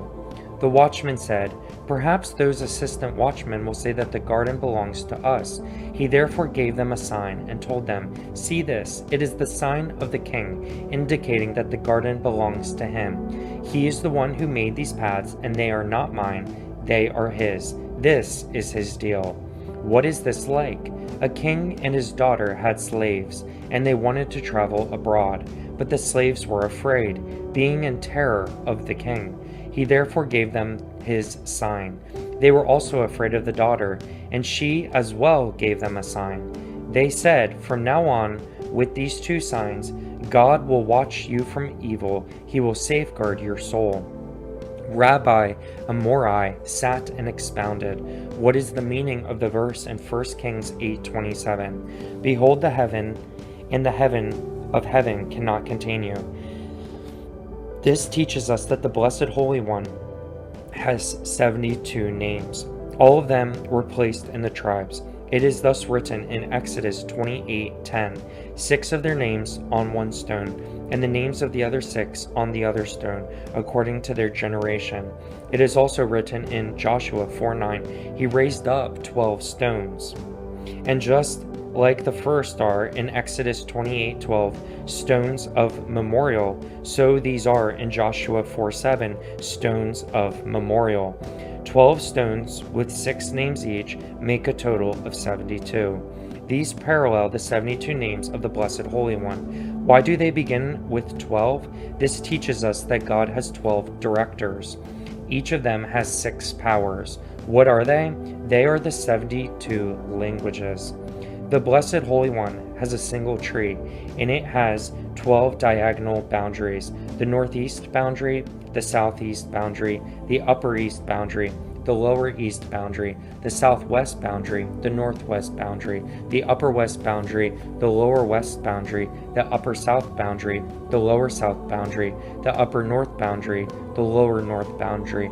They continually spread forever and ever. They are the arms of the world. On the inside of them is the tree. Paralleling these diagonals, there are 12 functionaries. Inside the sphere, there are also 12 functionaries, including the diagonals themselves. This makes a total of 36 functionaries. Each of these has another. It is thus written in Ecclesiastes 5:7, "For one above another watches. It therefore comes out that the east has 9, the west has 9, the north has 9, and the south has 9. These are 12, 12, 12, and they are the functionaries in the axis, the sphere, and the heart. Their total is 36. The power of each of these 36 is in every other one. Even though there are 12 in each of the 3, they are all attached to each other. Therefore, all 36 powers are in the first one, which is the axis. And if you seek them in the sphere, you will find the very same ones. And if you seek them in the heart, you will find the very same ones. Each one, therefore, has 36. All of them do not have more than 36 forms. All of them complete the heart. 4 are then left over. Add 32 to 32, and the sum is 64. These are the 64 forms. How do we know that 32 must be added to 32? Because it is written in Ecclesiastes 5:7, For one above another watches. We thus have 64, 8 less than the 72 names of the Blessed Holy One. These are alluded to in the verse, there are higher ones above them, and they are the 7 days of the week, but one is still missing. This is referred to in the next verse, in Ecclesiastes 5:8. The advantage of the land in everything is the king. What is this advantage? This is the place from which the earth was graven. It is an advantage over what existed previously. And what is this advantage? Everything in the world that people see is taken from its radiance. Then it is an advantage. What is the earth from which the heavens were graven? It is the throne of the Blessed Holy One. It is the precious stone in the sea of wisdom. This parallels the blue in the zit. Rabbi Meir thus said, why is blue chosen over all other colors? Because blue resembles the sea resembles the sky, and the sky resembles the throne of glory. It is thus written in Exodus 24:10, they saw the God of Israel, and under his feet was a pavement of sapphire, like the essence of heaven in clarity. Furthermore, written in Ezekiel 1:26, as the likeness of a sapphire stone was the appearance of a throne. Rabbi Barachia sat and expounded, what is the meaning of the verse, Exodus 25:2, and they shall take for me a lifted offering, tur umma. It means lift me up with your prayers, and whom? Those whose hearts make them willing. These are the ones who are willing to draw themselves away from this world. Honor him, for it is in him that I rejoice, since he knows my name. From him it is fitting to take my lifted offering, as it is written in Exodus 25:2, from each man whose heart makes him willing, you shall take my lifted offering. From he who makes himself willing, Rabbi Rehumai said, the righteous and pious in Israel, who rise me over all the world through their merit, from them the heart is sustained, and the heart sustains them. And all the holy forms oversee all the nations. But Israel is holy, taking the tree itself and its heart. The heart is the beauty, hadar, of the fruit of the body. Similarly, Israel takes Leviticus 23:40, the fruit of a beautiful hadar tree. The date palm is surrounded by its branches all around, and it has its sprout, lulav, in the center. Similarly, Israel takes the body of this tree, which is its heart, and paralleling the body is the spinal cord, which is the main part of the body. What is the lulav? Lo lev. It has a heart. The heart is also a given over to it. And what is this heart? It is the 32 hidden paths of wisdom that are hidden in it. In each of their paths there is also a form watching over it. It is thus written in Genesis 3:24, to watch the way of the tree of life. What are these forms? They are that regarding which it is written in Genesis 3:24. And he placed the cherubim to the east of the Garden of Eden, and the flame of a sword revolving, to guard the way of the tree of life. What is the meaning of he placed to the east of Kedem, of the Garden of Eden? He placed it in those paths that preceded Kedem, the place that was called the Garden of Eden. It was also before the cherubim, as it is written, the cherubim. It was furthermore before the flame, as it is written, the flame of a sword revolving. It is then before the flame. Heaven is called Shamayim, indicating that fire and water existed before it. It is written in Genesis 1:6, let there be a firmament in the midst of the waters, and let it be a division between water and water. It is then written in Genesis 1:8, and God called the firmament heaven, Sham-I-Mim. How do we know that the heaven is fire? It is written in Deuteronomy 4:24, for the Lord your God is a consuming fire, a jealous God. And how do we know that this refers to the Blessed Holy One? It is also written in 1 Kings 8:36, and you, O heaven, shall hear. Was Solomon then praying to heaven that it should hear their prayers? But he was praying to the one whose name is heaven. It is thus written in 1 Kings 8:27. Behold, the heaven and the heaven of heaven cannot contain you. This is the name of the Blessed Holy One. You therefore have fire. How can you then say that it was before? But we must say that their power existed before the forms of that place. Only then did these holy forms come into existence. What is their power? It is that regarding which it is written in 1 Samuel 2:2, that there is none holy like God, there is none other than you, and there is no former like our God. Rabbi Barakia sat and expounded. What is the lulav that was discussed? It is the 36 lu given over to the 32 lav. And how? He replied, there are 3 princes, the axis, the sphere, and the heart. Each one is 12, and the 3 therefore constitute a sum of 36, which is the world sustained. It is thus written in Proverbs 10:25, and righteous is the foundation of the world.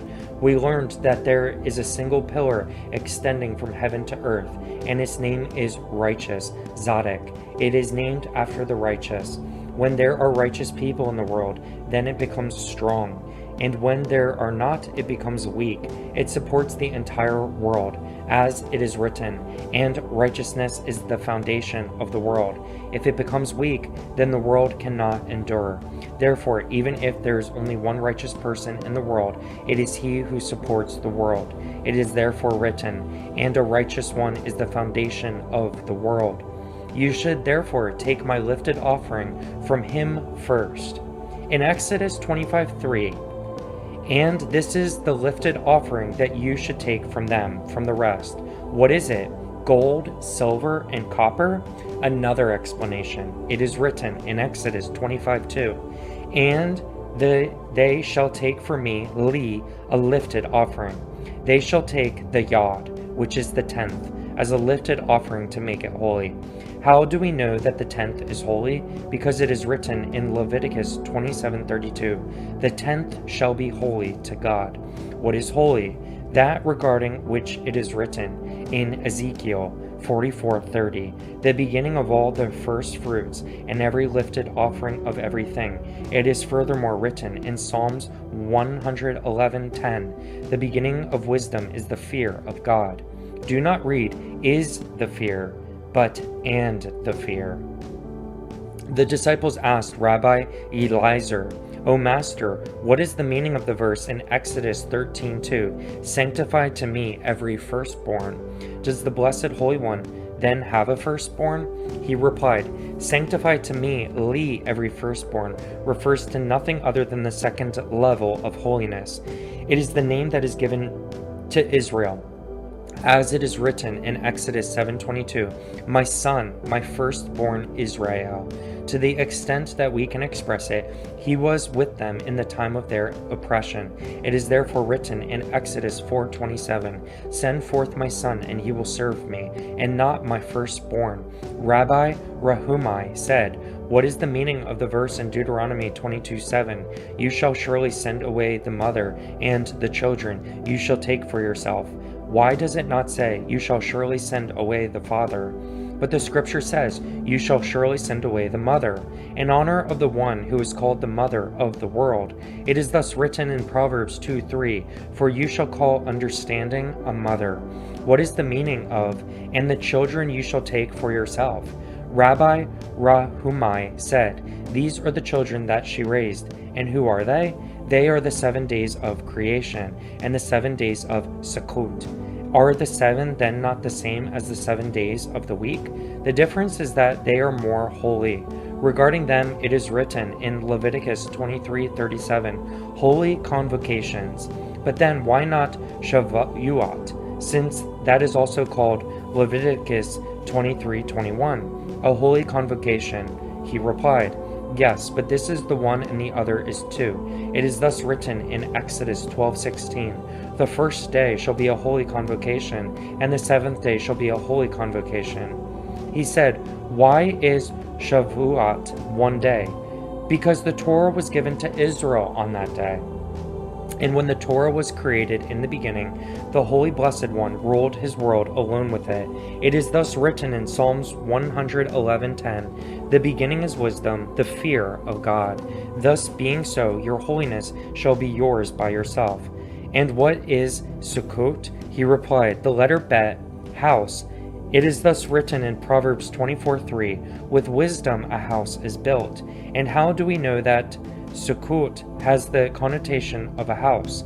As it is written in Genesis 33:17, "And Jacob traveled to Sukkot. He built himself a house, and for his livestock he built Sukkot huts. Therefore he named the place Sukkot."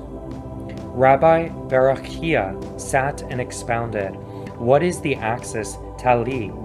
This is the likeness that is before the Blessed Holy One. It is thus written in Song of Songs 5:11, "His locks are curled Talt Alim." What is the sphere? The sphere is the womb. What is the heart? It is that regarding which it is written in Deuteronomy 4:11, "Unto the heart of heaven." In it are included the 32 mystical paths of wisdom. What is the meaning of the verse? Numbers 6:24 through 26. May God, Yod He Vah He, bless you and watch you. May God, Yod He Vah He, make his face shine on you and be gracious to you. May God, Yod He Vah He, lift his face to you and give you peace. This is the explicit name of the Blessed Holy One. It is the name containing 12 letters, as it is written, Yod He Vav He, Yod He Vav He, Yod He Vav He. This teaches us that God's name consists of 3 troops. Each troop resembles the other, and each one's name is alike named. All of them are sealed with Yod He Vav He. And how? The Yod He Vav He can be permuted 24 different ways, forming one troop. This is, may God Yod He Vav He bless you. In a similar manner, the second one, may God Yod He Vav He make his face shine. These are 24 names of the Blessed Holy One. In a similar manner, the third one, may God Yod He Vav He lift his face. These are 24 names of the Blessed Holy One. This teaches us that each army with its leaders and officers has 24. Multiply 24 by 3 and you have the 72 names of the Blessed Holy One. These are the 72 names derived from the verses in Exodus 14:19 through 21, and traveled and came and stretched. And who are the officers? We learned that there are 3. Strength, Gabora, is the officer of the holy forms to the left of the Blessed Holy One. He is Gabriel. The officer of all the holy forms to his right is Michael. In the middle is Truth. This is Uriel, the officer of all holy forms. Each officer is over 24 forms, but there is no reckoning of his troops, as it is written in Job 25:3. Is there a number to his troops? But if so, then there are 72 plus 72. He said, this is not the case, for when Israel brings a sacrifice before their Father in heaven, they are united together. This is the unification of our God. Why is the sacrifice called a karban? Because it brings the forms of the holy powers close. It is thus written in Ezekiel 37:17, and you shall join one of them to the other, making one stick, and they shall become one in your hands. And why is it called a pleasant fragrance? Fragrance is only in the nose. The sense of smell is through breath, and this is nowhere but in the nose. Pleasant, nikoach, means nothing more than descending. It is thus written in Leviticus 9:22, and he descended. And the Targum translates this as Venachit. The fragrant spirit descends and unifies itself with those holy forms, bringing itself close through the sacrifice. It is for this reason that it is called a karban. There is a name that is derived from the 3 verses in Exodus 14:19 through 21, and traveled, and came, and stretched. The letters of the first verse, and traveled, are arranged in this name in the order that they are in the verse. The letters of the second verse, and came, are arranged in the name in reverse order. The letters of the third passage, and stretched, are arranged in the name in the same order as they occur in the verse, just like the case of the first verse. Each of these verses has 72 letters. Therefore, each of the names that is derived from these 3 sentences, and traveled, and came, and stretched, contain 3 letters. There are 72 names. These are the 72 names. They emanate and divide themselves into 3 sections, 24 to each section. Over each of these sections is a higher officer. Each section has 4 directions to watch: east, west, north, south. The 4 directions then have a set of 24 forms as well as the second and the third, and all of them are sealed with Yod He Vav He.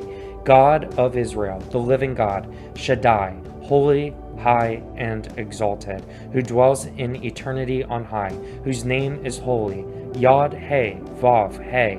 Blessed be the name of the glory of his kingdom forever and ever. Rabbi Ahiliah sat and expounded. What is the meaning of the verse? God, Yod He Vav He, is king.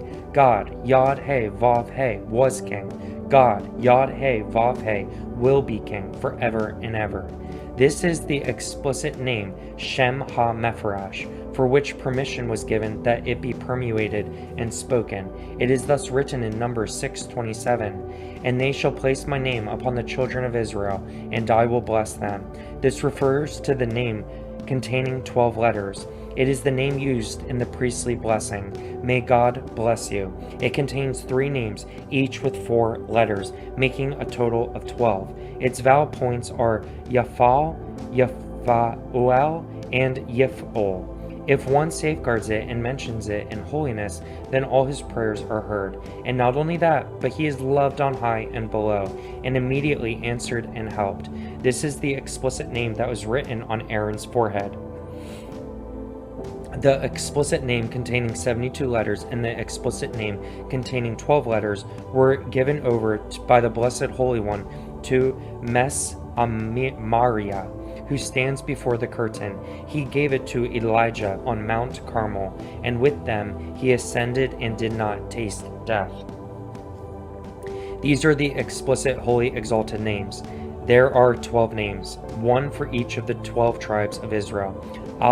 Zit, Zaron, Aklith, Aron, Shemach, Thuron, Demu, Sha'aron, Vet, Zaphitheron, Myron, Brach, Yaron, Uresh, Gadra, Aon, Besava, Man, Ahan, Cha'azahavaya, Hava'a, Uraha, Vehara, Yethahan. All of them are included in the heart of heaven. They include male and female. They are given over to the axis, the sphere, and the heart, and they are the well springs of wisdom. Rabbi Umai sat and expounded. What are the 12 tribes of Israel? But this teaches us that the Blessed Holy One has 12 rods. What are they?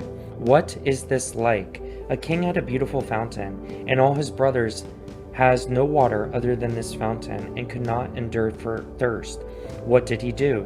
He made 12 pipes for the fountain, and named them after his brothers' children.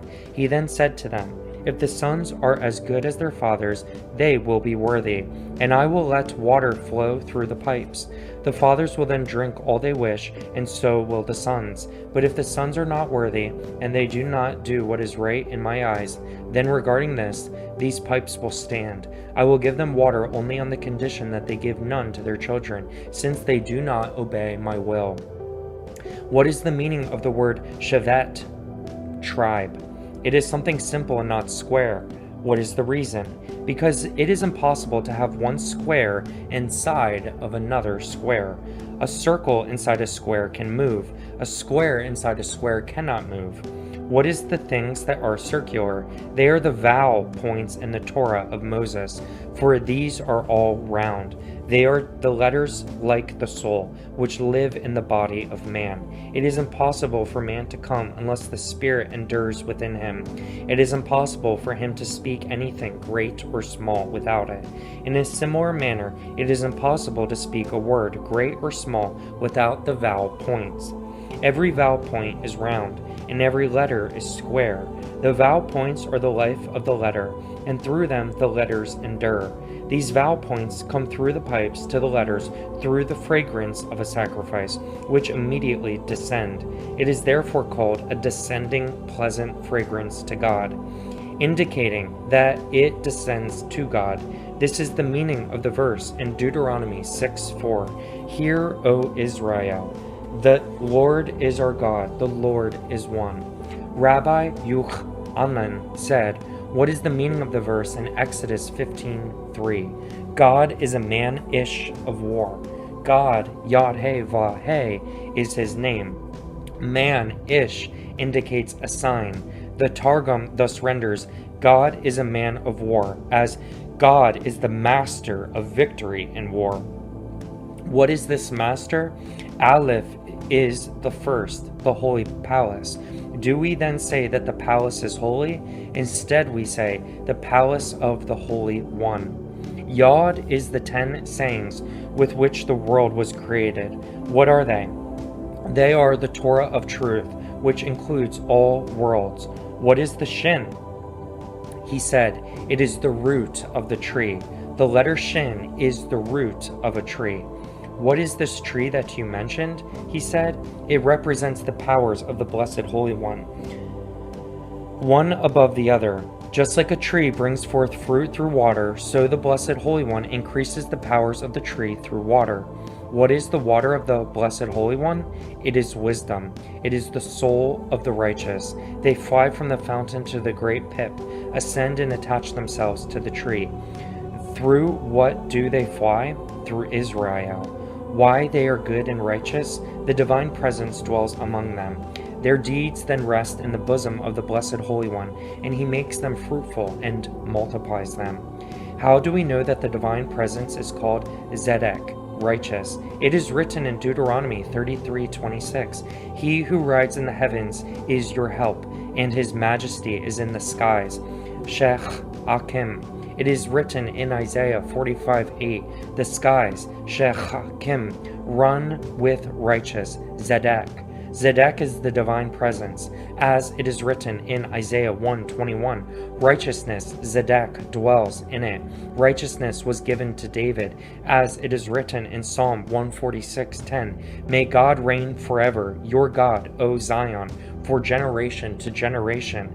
It is also written in 1 Chronicles 11:1, Zion is the city of David. What is the meaning of generation to generation? Rabbi Papias said, a generation goes and a generation comes. Ecclesiastes 1:4. Rabbi Akiba said, the generation came, it already came. What is this like? A king had slaves, and he dressed them with garments of silk and satin, according to his ability. The relationship broke down, and he cast them out, repelled them, and took his garments away from them. They then went on their own way. The king took the garments and washed them well, until there was not a single spot on them. He placed them with his storekeepers, brought other slaves, and dressed them with the same garments. He did not know whether or not the slaves were good, but they were worthy of garments that he already had and which had been previously worn. And Ecclesiastes 1:4, but the earth stands forever. This is the same as Ecclesiastes 12:6. The dust returns to the earth as it was, but the spirit returns to the God who gave it. Part 4. The 10 Sefirot. Rabbi Amorai said, what is the meaning of the verse in Leviticus 9:22? And Aaron raised up his hand to bless people, and he blessed them, and he descended. Did he not already descend? But he descended from making the sin offering, the burnt offering, and the peace offering. And then Aaron raised up his hands to bless the people. What is the meaning of this raising of hands? It was because he had offered a sacrifice and brought them before their Father in heaven. And as we have said, those who offer sacrifice must elevate them and unify them, to unify them among these. And what are they? The people, as it is written, to the people, and for the sake of the people. Why are the hands lifted when they are blessed in this manner? It is because the hands have 10 fingers, alluding to the 10 sefirot, which with heaven and earth are sealed. These parallel the 10 commandments. In these 10 are included the 613 commandments. If you count the letters in the 10 commandments, you will find there are actually 613 letters. They contain all 22 letters except tet, which is missing in them. What is the reason for this? This teaches us that tet in the belly and is not included among the sefirot. Why are they called sefirot? Because it is written in Psalms 19:2, the heavens declare me saprim, the glory of God. And what are they? They are 3. Among them are 3 troops and 3 domains. The first domain is light. Light is the life of water. The second dominion includes the Ioth Ha-Ka-Adesh, the Ophanium, the wheel of the chariot, and all the troops of the Blessed Holy One. The bless, exalt, glorify, praise, and sanctify the mighty King with the Kudash arranged in the mystery of the great Kudash is the fearsome and troubled King. And they crown him, I should say the fearsome and terrible King, pardon me. And they crown him with 3 holies. Why are there 3 holies and not 4?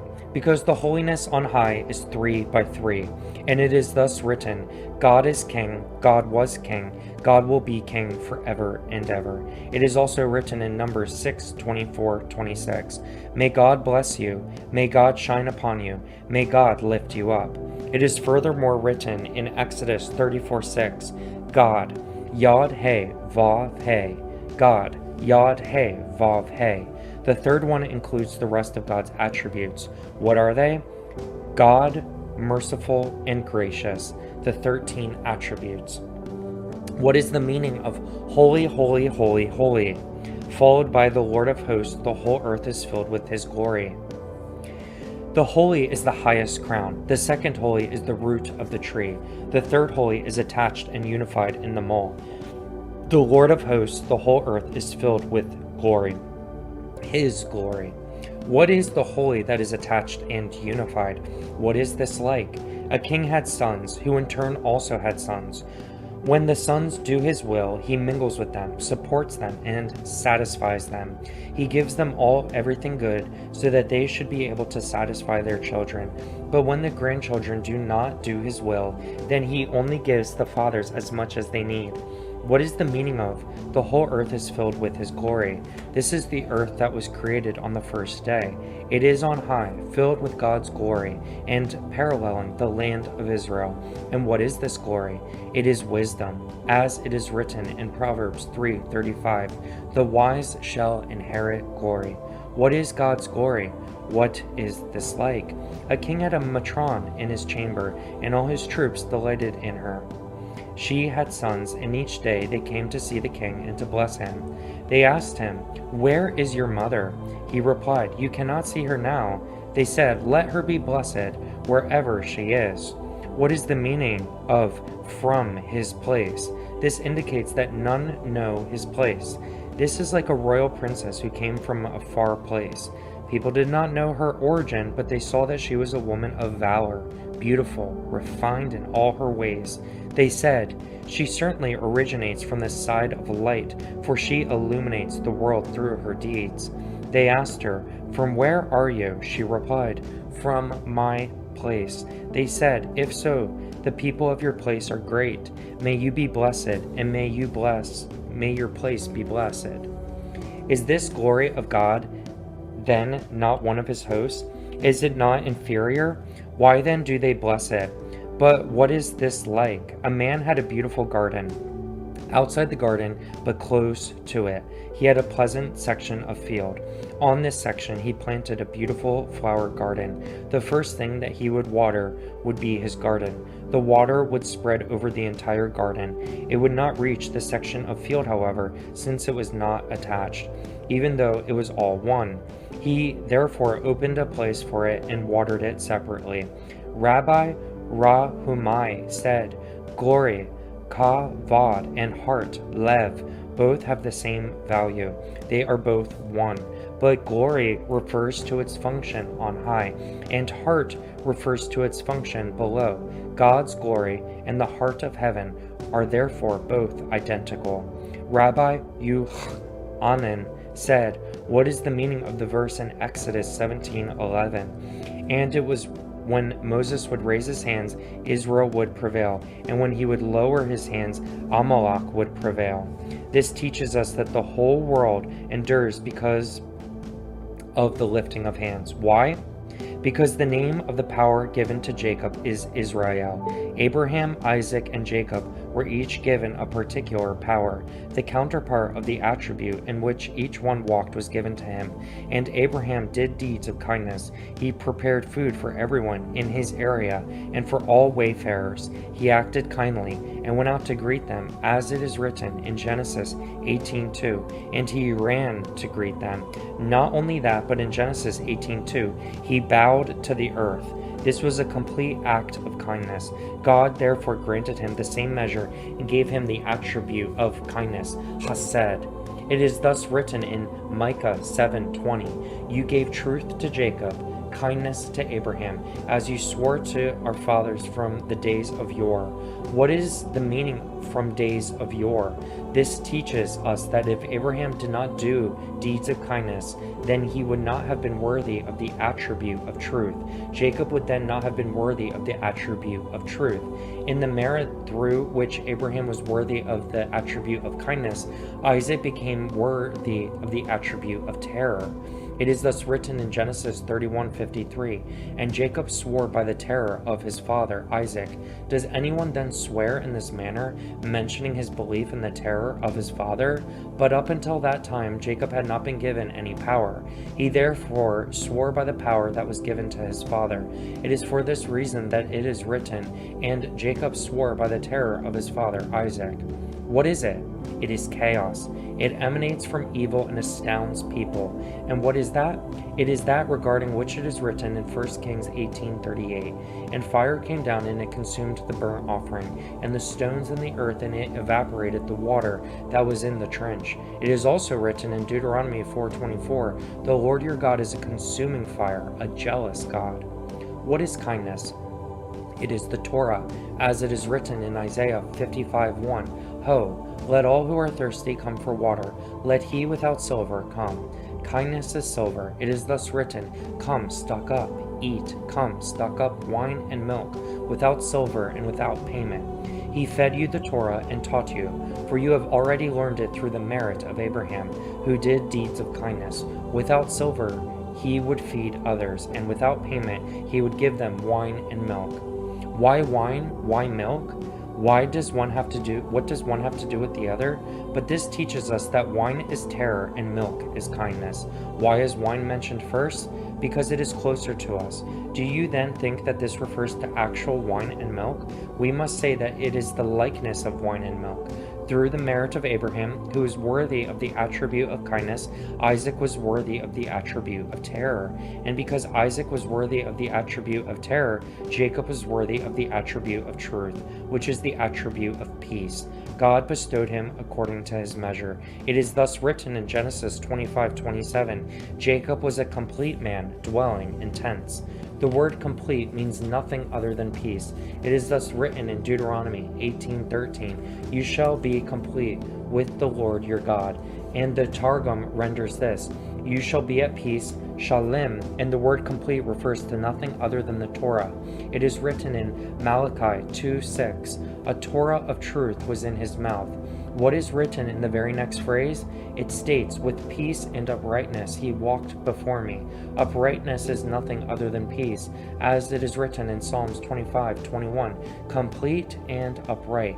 It is therefore written in Exodus 17:11, "And it was when Moses would raise his hands, Israel would prevail." This teaches us that the attribute that is called Israel has in it a Torah of truth. What is the meaning of a Torah of truth? It is that which teaches Moreh, the truth of worlds, as well as his deeds and thought. He erected 10 sayings, and with them the world stands. It is one of them.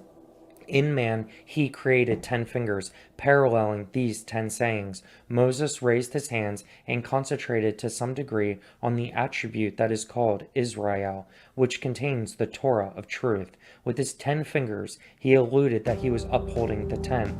For if he would not help Israel, then the 10 sayings would not endure every day. It was for this reason that Israel prevailed.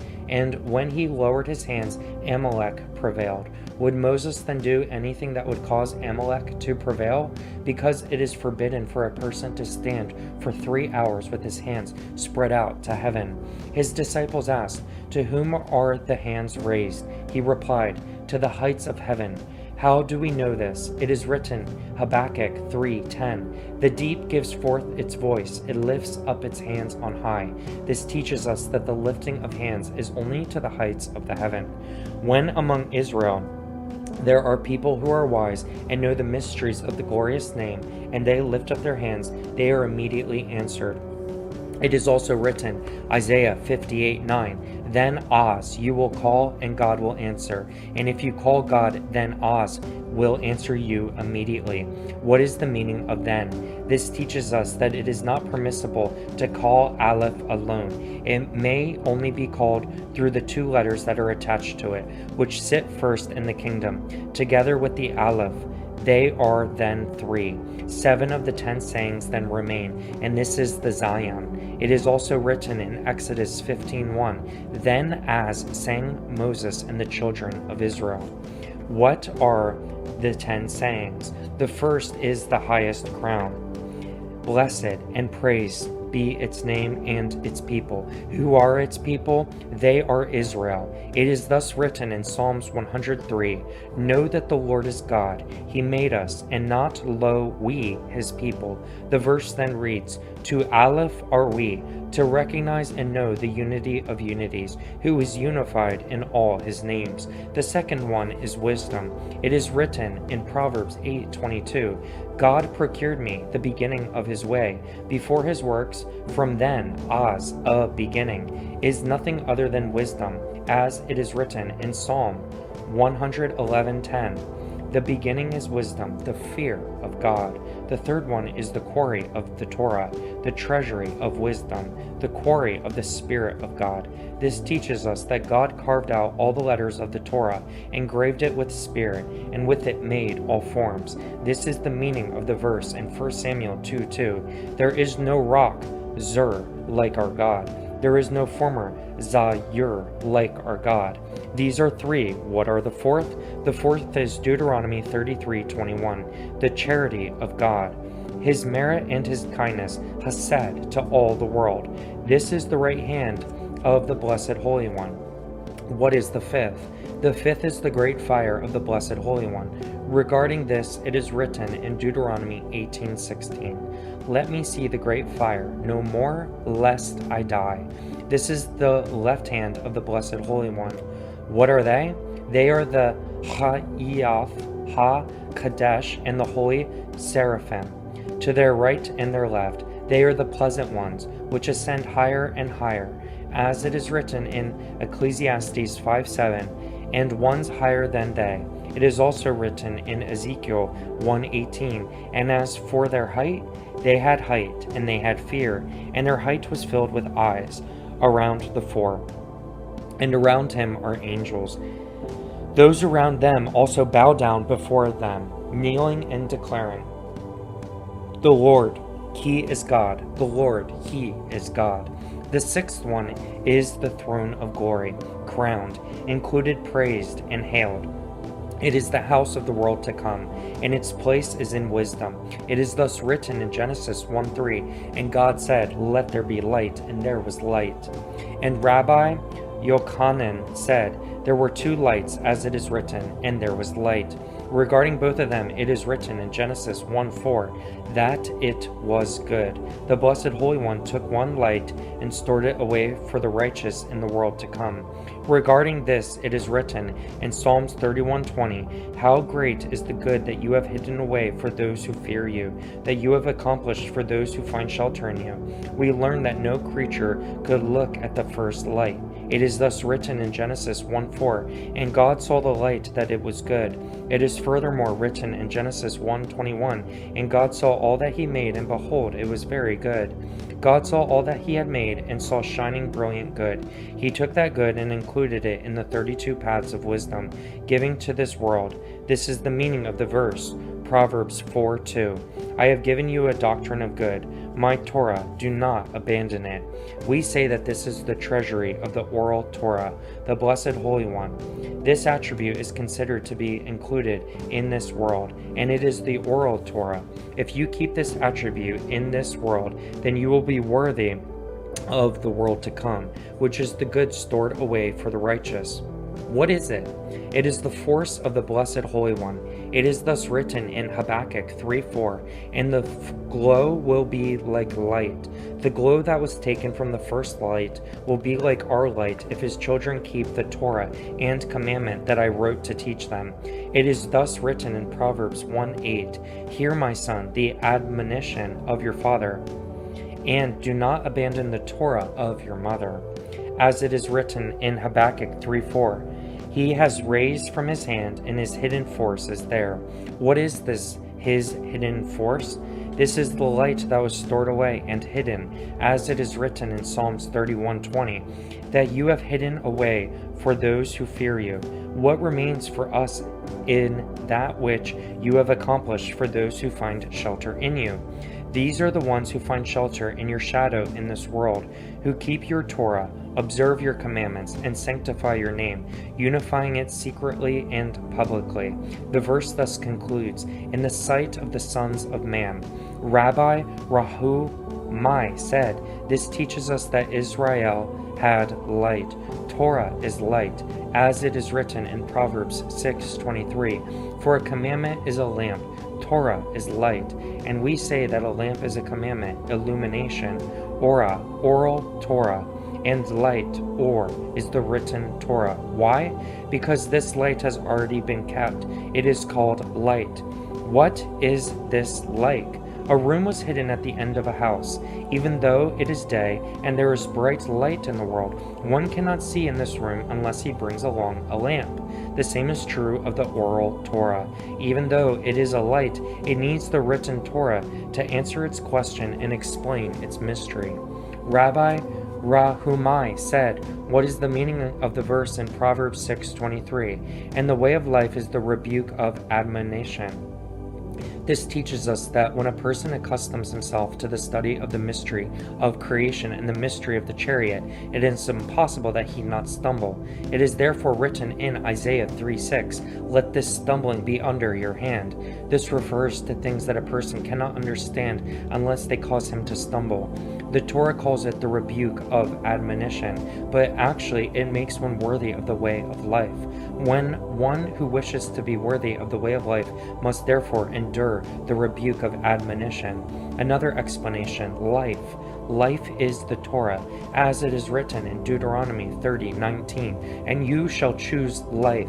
It is furthermore written in Deuteronomy 30:20, "For it is your life and your length of days." If one wants to be worthy of it, he should reject physical pleasure and accept the yoke of the commandments. If he is afflicted with suffering, he should accept it with love. He should not ask, "Since I am fulfilling the will of my Maker and am studying the Torah each day, why am I afflicted with suffering?" Rather, he should accept it with love. Then he will be completely worthy of the way of life. For who knows the way of the Blessed Holy One? Regarding all things, one must therefore say, Righteous are you, O God, and your judgment is fair. All that is done from heaven is for the good. You said his throne. Have we then not said that it is the crown of the Blessed Holy One? We have said Israel was crowned with 3 crowns, the crown of priesthood, the crown of royalty, and the crown of Torah above all. What is this like? A king has a pleasing, beautiful vessel, and he was very fond of it. Sometimes he placed it on his head. This is the tefillin worn on his head. At other times he carried it on his arm, and the knot of the tefillin worn on the arm. Sometimes he lends it to his son, so that it should remain with him. Sometimes it is called throne. This because he carries it as an amulet on his arm, just like a throne. What is the 7th? It is the heaven, Aravot. And why is it called heaven, Shamayim? Because it is round like a head. We learn that it is in the center, with water at its right and fire at its left. It supports water, Samayim, from fire and water, and brings peace between them. Fire comes and finds the attribute of fire on its side. Water comes and finds the attribute of water on its side. It is therefore written in Job 25:2, He makes peace in his high places. Is it then the 7th? It is nothing more than the 6th. But this teaches us that the holy palace is here, and it supports them all. It is thus counted as 2. It is therefore the 7th. And what is it? It is thought that does not have any end or boundary. This place likewise does not have any end or boundary. The 7th one is the east of the world. It is from where the seed of Israel comes. The spinal cord originates in man's brain and extends to the generative organ, where the seed is. It is therefore written, Isaiah 43:5, From the east I will bring your seed. When Israel is good, then this is the place from which I will bring your seed, and new seed will be granted to you. But when Israel is wicked, seed has already been in the world. It is thus written, Ecclesiastes 1:4, A generation goes and a generation comes, teaching us that it has already come. What is the meaning of the verse? Isaiah 43:5, And from the west I will gather you. It means from the attribute that always points to the west. Why is the west called Ma'arev? Because it is there that all seed is mixed together. Mit-arev.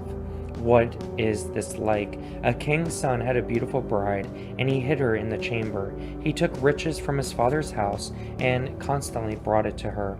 She in turn took everything, constantly put it away and mixed it all together. Ultimately, he seeks to see what he had gathered and accumulated. It is therefore written, And from the west I will gather you. And what is his father's house? It is that regarding which it is written, From the east I will bring your seed. This teaches us that it is brought from the east and sowed on the west. He then gathers what he has sowed. What is the 8th one? The Blessed Holy One has a simple righteous one, Zadok, in his holy world. And it is dear to him because it supports all the world. It is the foundation, Yesod. This is what sustains it and makes it grow, increasing and watching it. It is beloved and dear on high, and beloved and dear below, fearsome and mighty on high, fearsome and mighty below, rectified and accepted on high, rectified and accepted below. It is the foundation of all souls. Did you then say that it is the 8th? And do you say that it is the foundation of all souls? Is it not then written in Exodus 31:17, And on the 7th day he rested and sold? Yes, it is the 7th. This is because it decides between them. There are 6, and 3 are below, and 3 above, and it decides between them. Why is it called the 7th? Is it then the 7th? It is not, but it is because the Blessed Holy One rested on the Sabbath with the attribute regarding which it is written in Exodus 31:17. For 6 days God made the heaven and earth, and on the 7th day he rested and sold. This teaches us that each day has a saying that it must master. This is not because it was created on that day, but because that is when it does the task to which it was assigned. Each one does its task and maintains its activities. The seventh day therefore comes and does its task, making them all rejoice. Not only that, but it also causes their souls to grow, as it is written, "On the seventh day he rested and sold." What is this rest? It is the absence of work. It is a cessation, which is called Shabbat, which means rest. What is this like?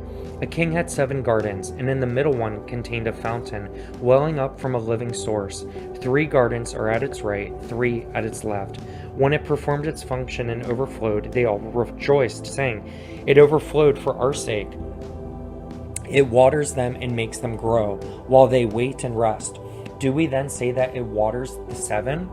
But it is written in Isaiah 43:5, "From the east I will bring your seed." This indicates that one of them waters it. We must therefore say that it waters the heart, and the heart then waters them all. Rabbi Barakiah sat and expounded. Each day we speak of the world to come. Do we then understand what we are saying? In Aramaic, the world to come is translated the world that came. And what is the meaning of the world that came? We learned that before the world was created, it arose and thought to create an intense light to illuminate it. He created an intense light over which no created thing could have authority. The Blessed Holy One saw, however, that the world could not endure it. He therefore took a seventh of it and left it in its place for them. The rest he put away, and for the righteous in the ultimate future. He said, "If they are worthy of this seventh and keep it, I will give them more in the final world." It is therefore called the world that came, since it is already came from the 6 days of creation. Regarding this it is written in Psalms 31:20, "How great is your good that you have hidden away for those who fear you." What is the meaning of the verse in Exodus 15:27? "And they came to Elim, where there were 12 wells of water, and 70 date palms, and they encamped there by the water." What is so special about 70 date palms? In one small place there can be 1,000, but they were worthy of their counterpart. They are likened to date palms. It is written in Exodus 15:23, "And they came to Marah, and they could not drink of the waters of Marah, for they were bitter." This teaches us that the north wind confused them. It is thus written in Exodus 15:25, "And he cried out to God, and he showed him a tree. He cast it into the waters, and the waters became sweet." God immediately placed his hand against the Satan and diminished him. It is thus written in Exodus 15:25, "There he gave them a decree and a law, and there he proved to them." This teaches us that at this time the Satan attached himself to them in order to blot them out from the world. It is thus written in Exodus 15:24, "And the people complained to Moses, saying, 'What shall we drink?' The Satan continued to denounce Moses until he cried out to God and was answered." What is the meaning of the verse, "And he showed him a tree"? This teaches us that the tree of life was near the water. The Satan came and removed it in order to denounce Israel and to cause them to sin against their Father in heaven. He said to them, "Are you now then going into the desert? Even now there is nothing other than bitter water. But this has some benefit, since you can make some use of it. But when you enter the desert, you will find not even water with which to wash your hands and face. You will die from hunger and thirst, naked and having nothing." The people came to Moses and repeated these words, but he put them off. And when the Satan saw that he could not overcome them, he strengthened himself against Israel and Moses. The people came and they complained to Moses. They said, "Even here we lack water. What shall we drink in the desert?" The Satan had falsified the situation in order to cause the people to sin. As soon as Moses saw the Satan, he cried out to God and he showed him a tree. This is the tree of life that Satan had removed. He then cast it into the water, and the water became sweet.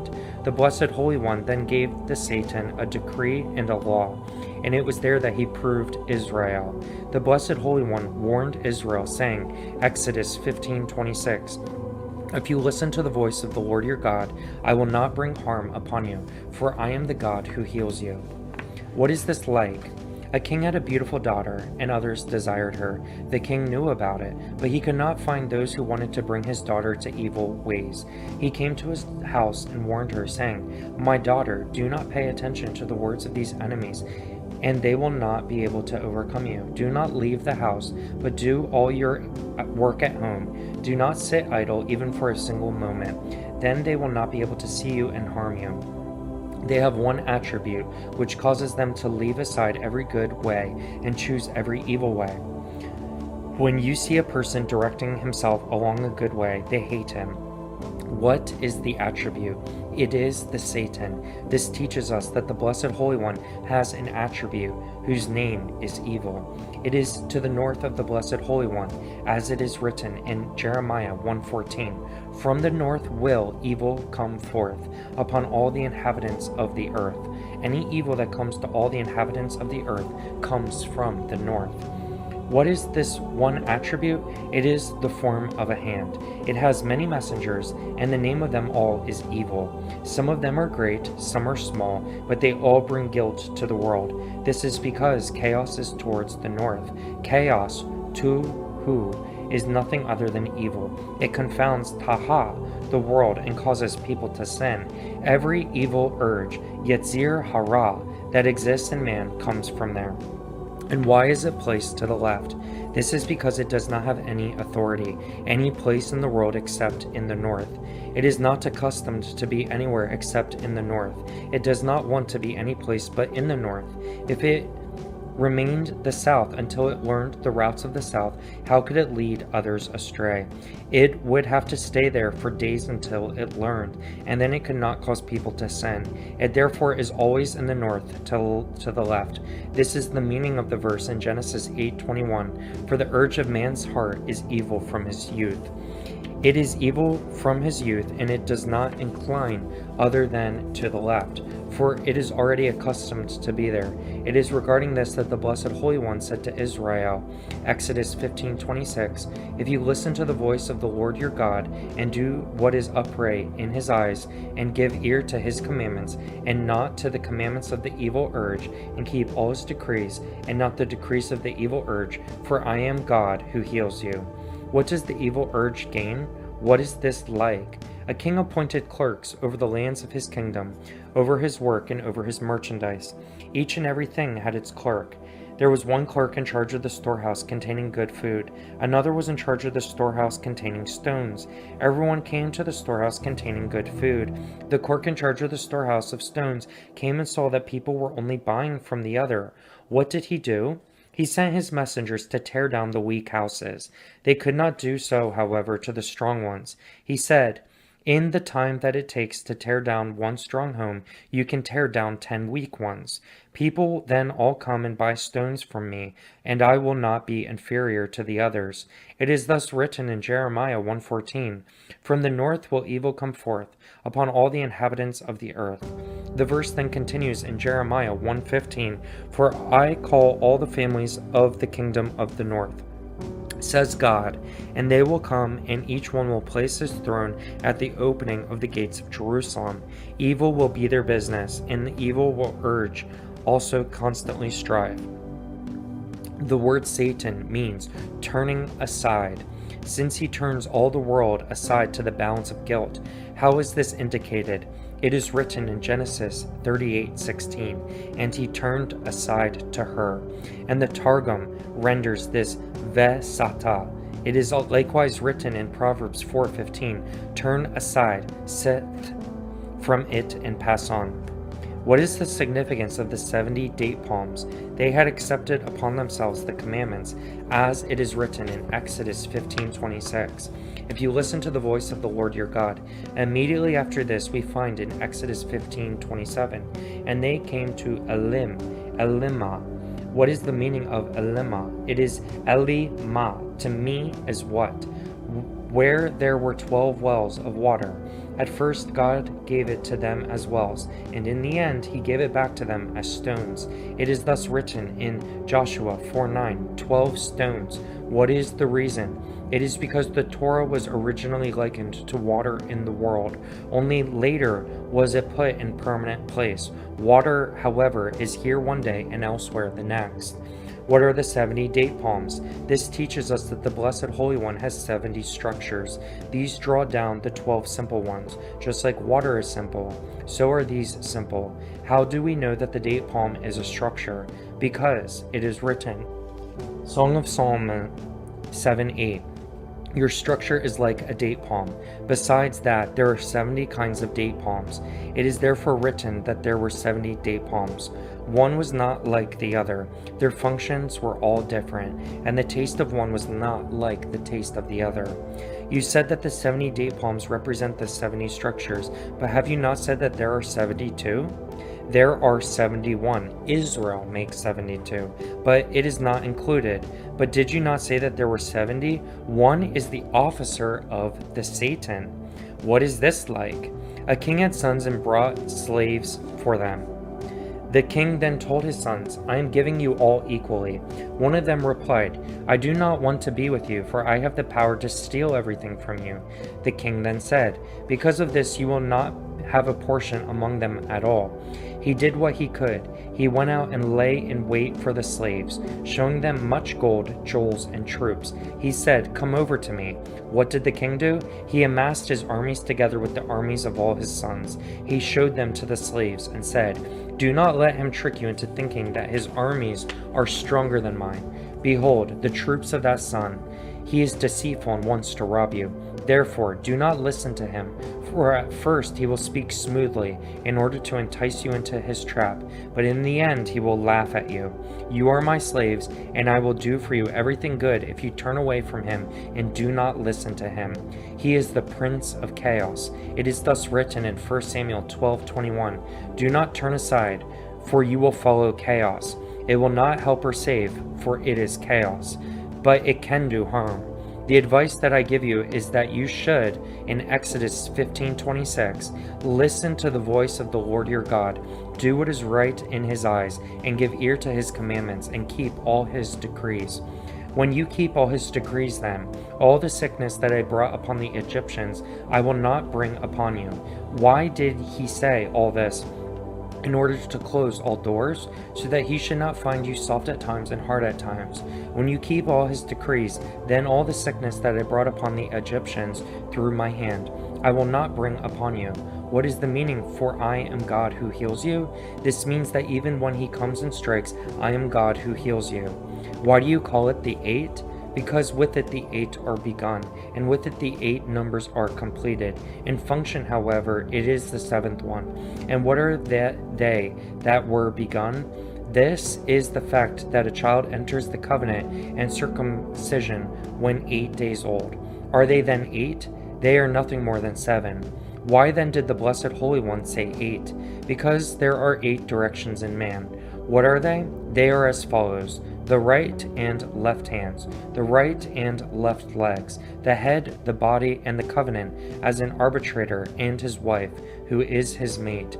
It is thus written in Genesis 2:24, and he shall cling to his wife, and they shall be one flesh. They are the 8, and they parallel the 8 days of circumcision. Are they then 8? They are nothing more than that 7, since the body and covenant are one. It is therefore 8. What is the 9th? He said to them, the 9th and the 10th are together, one opposite the other. One is higher than the other by 500 years. They are like 2 wheels off in them. One inclines towards the north, while the other inclines towards the west. They reach down to the lowest earth. What is the lowest earth? It is the last of the 7 earths down below. The end of the divine presence of the Blessed Holy One is under his feet. It is thus written in Isaiah 66:1, the heaven is my throne and the earth is the hassock for my feet. The victory, nitzachon, of the world is there. It is thus written in Isaiah 24:10, for the victory of victories, natzach, natzakim. What is the meaning of victory of victories? There is a single victory, natzach. Which is it? It is the one that inclines towards the west. And what is secondary to it? This is the one that inclines towards the north. And the third one, this is the one that is below. The third one, but you have said that the chariot has 2 wheels. We must therefore say that the end of the divine presence is victory. This is the meaning of victory of victories. Victory is 1, victories is 2, giving 3. His disciples said to him, "From above to below we know, but from below to above we do not know." He replied, "Is it not all one, below to above and above to below?" They said, "Our master, ascending is not the same as descending. One can run while descending, but cannot do so while ascending." He replied, "Go out and see." He sat and expounded to them, "There is a divine presence below, just like there is a divine presence above." What is this divine presence? We have said that it is the light that was derived from the first light, which is wisdom. It also surrounds all things. As it is written in Isaiah 6:3, "The whole earth is filled with his glory." What is its function? What is it like? A king had 7 sons, and he assigned each one a place. He said to them, "Sit here, one above the other." The lowest one said, "I will not sit at the bottom. I do not want to be far from you." He replied, "I will surround you and see you all day long." This is the meaning of the verse. The whole earth is filled with his glory. Why is he among them? This is so that he should support them and sustain them. And what are the sons? I have already told you that the Blessed Holy One has 7 holy forms. All of them have a counterpart in man, as it is written in Genesis 9:6. For in the form of God he made man. It is likewise written in Genesis 1:27, in the form of God he made man. Male, female, he made them. This is what they are: the right and left legs, the right and left hands, the body, covenant, head. But these are only 6. You have said that there are 7. The 7th is his wife. It is thus written in Genesis 2:24, "And they shall be one flesh." But she was taken from his ribs, as it is written in Genesis 2:21. "And he took one of his ribs." He said, "Yes, from his ribs." Does he then have a rib? Yes, it is written in Exodus 26:20, "The ribs of the tabernacle." The Targum renders this, "the side of the tabernacle." And what is his side? What is this like? A king had an idea to plant 10 male trees in a garden. All of them were date palms. He said, "Since they are all the same kind, it is impossible for them to endure." What did he do? He planted an etrog among them. This was one of those which he had intended to be male. And why is the etrog female? Because it is written in Leviticus 23:40, "The fruit of a beautiful tree, fronds of a date palm." What is the fruit of a beautiful tree? The Targum renders this verse, "the fruit of the etrog tree and the lulav." What is the meaning of beautiful? It is the beauty of all things. This is also the beauty of the Song of Songs. Regarding it, it is written in Song of Songs 6:10, "Who is she who looks forth as the dawn, fair as the moon, clear as the sun, terrible like an army with banners?" This relates to the female. Because of her, the female was taken from Adam. This is because it is impossible for the lower world to endure without the female. And why is the female called Nekeva? Because her orifices, Nekev, are wide. Also because she has more orifices than the male. What are they? They are the orifices of the breast, the womb, and the receptacle. And what is the reason that you said the Song of Songs is beautiful? Yes, it is the most beautiful of all Holy Scripture. Rabbi Yochanan thus said, "All Scripture is holy, and all Torah is holy, but the Song of Songs is the Holy of Holies." What is the meaning of the Holy of Holies? It means that it is the holy for the holy ones. What are the holy ones? They are the counterparts of the 6 directions that are in man. That which is holy for them is holy for everything. What is this that is holy? It is etrog, which is the beauty, Hadar, of them all. Why is it called beautiful, Hadar? Do not read Hadar, but Hadar, which dwells. This refers to the etrog, which is not bound together with the lulav. Without it, the commandment of the lulav cannot be fulfilled. It is also bound with them all. It is with each one of them, and is unified with them all. What does the lulav parallel? It is the counterpart of the spinal cord. It is thus written in Leviticus 23:40, "A branch of a tree of leaves and willows of the brook." The branches must cover the majority of it. If its branches do not cover its majority, it is invalid. Why? What is it like? A man has arms, and with them he protects his head. He has 2 arms, and his head makes 3. A branch of tree leaves. A branch is to the left, and the leaves are to the right. It then comes out that the tree is in the center. And why is it called a tree? Because it is the root of the tree. What are the willows of the brook? There are 2, and these parallel the 2 legs in man. Why are they called arve? Nakah.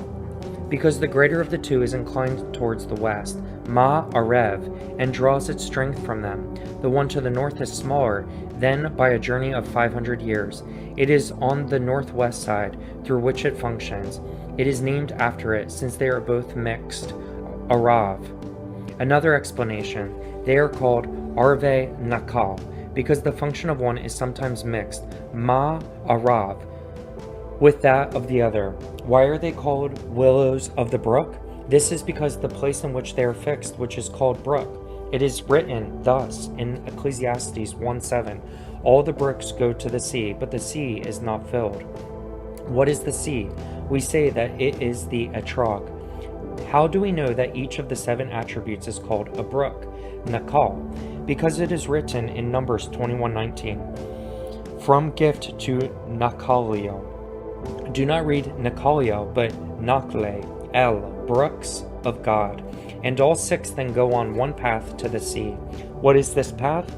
It is the one that arbitrates between them. It is thus written in Habakkuk 3:5.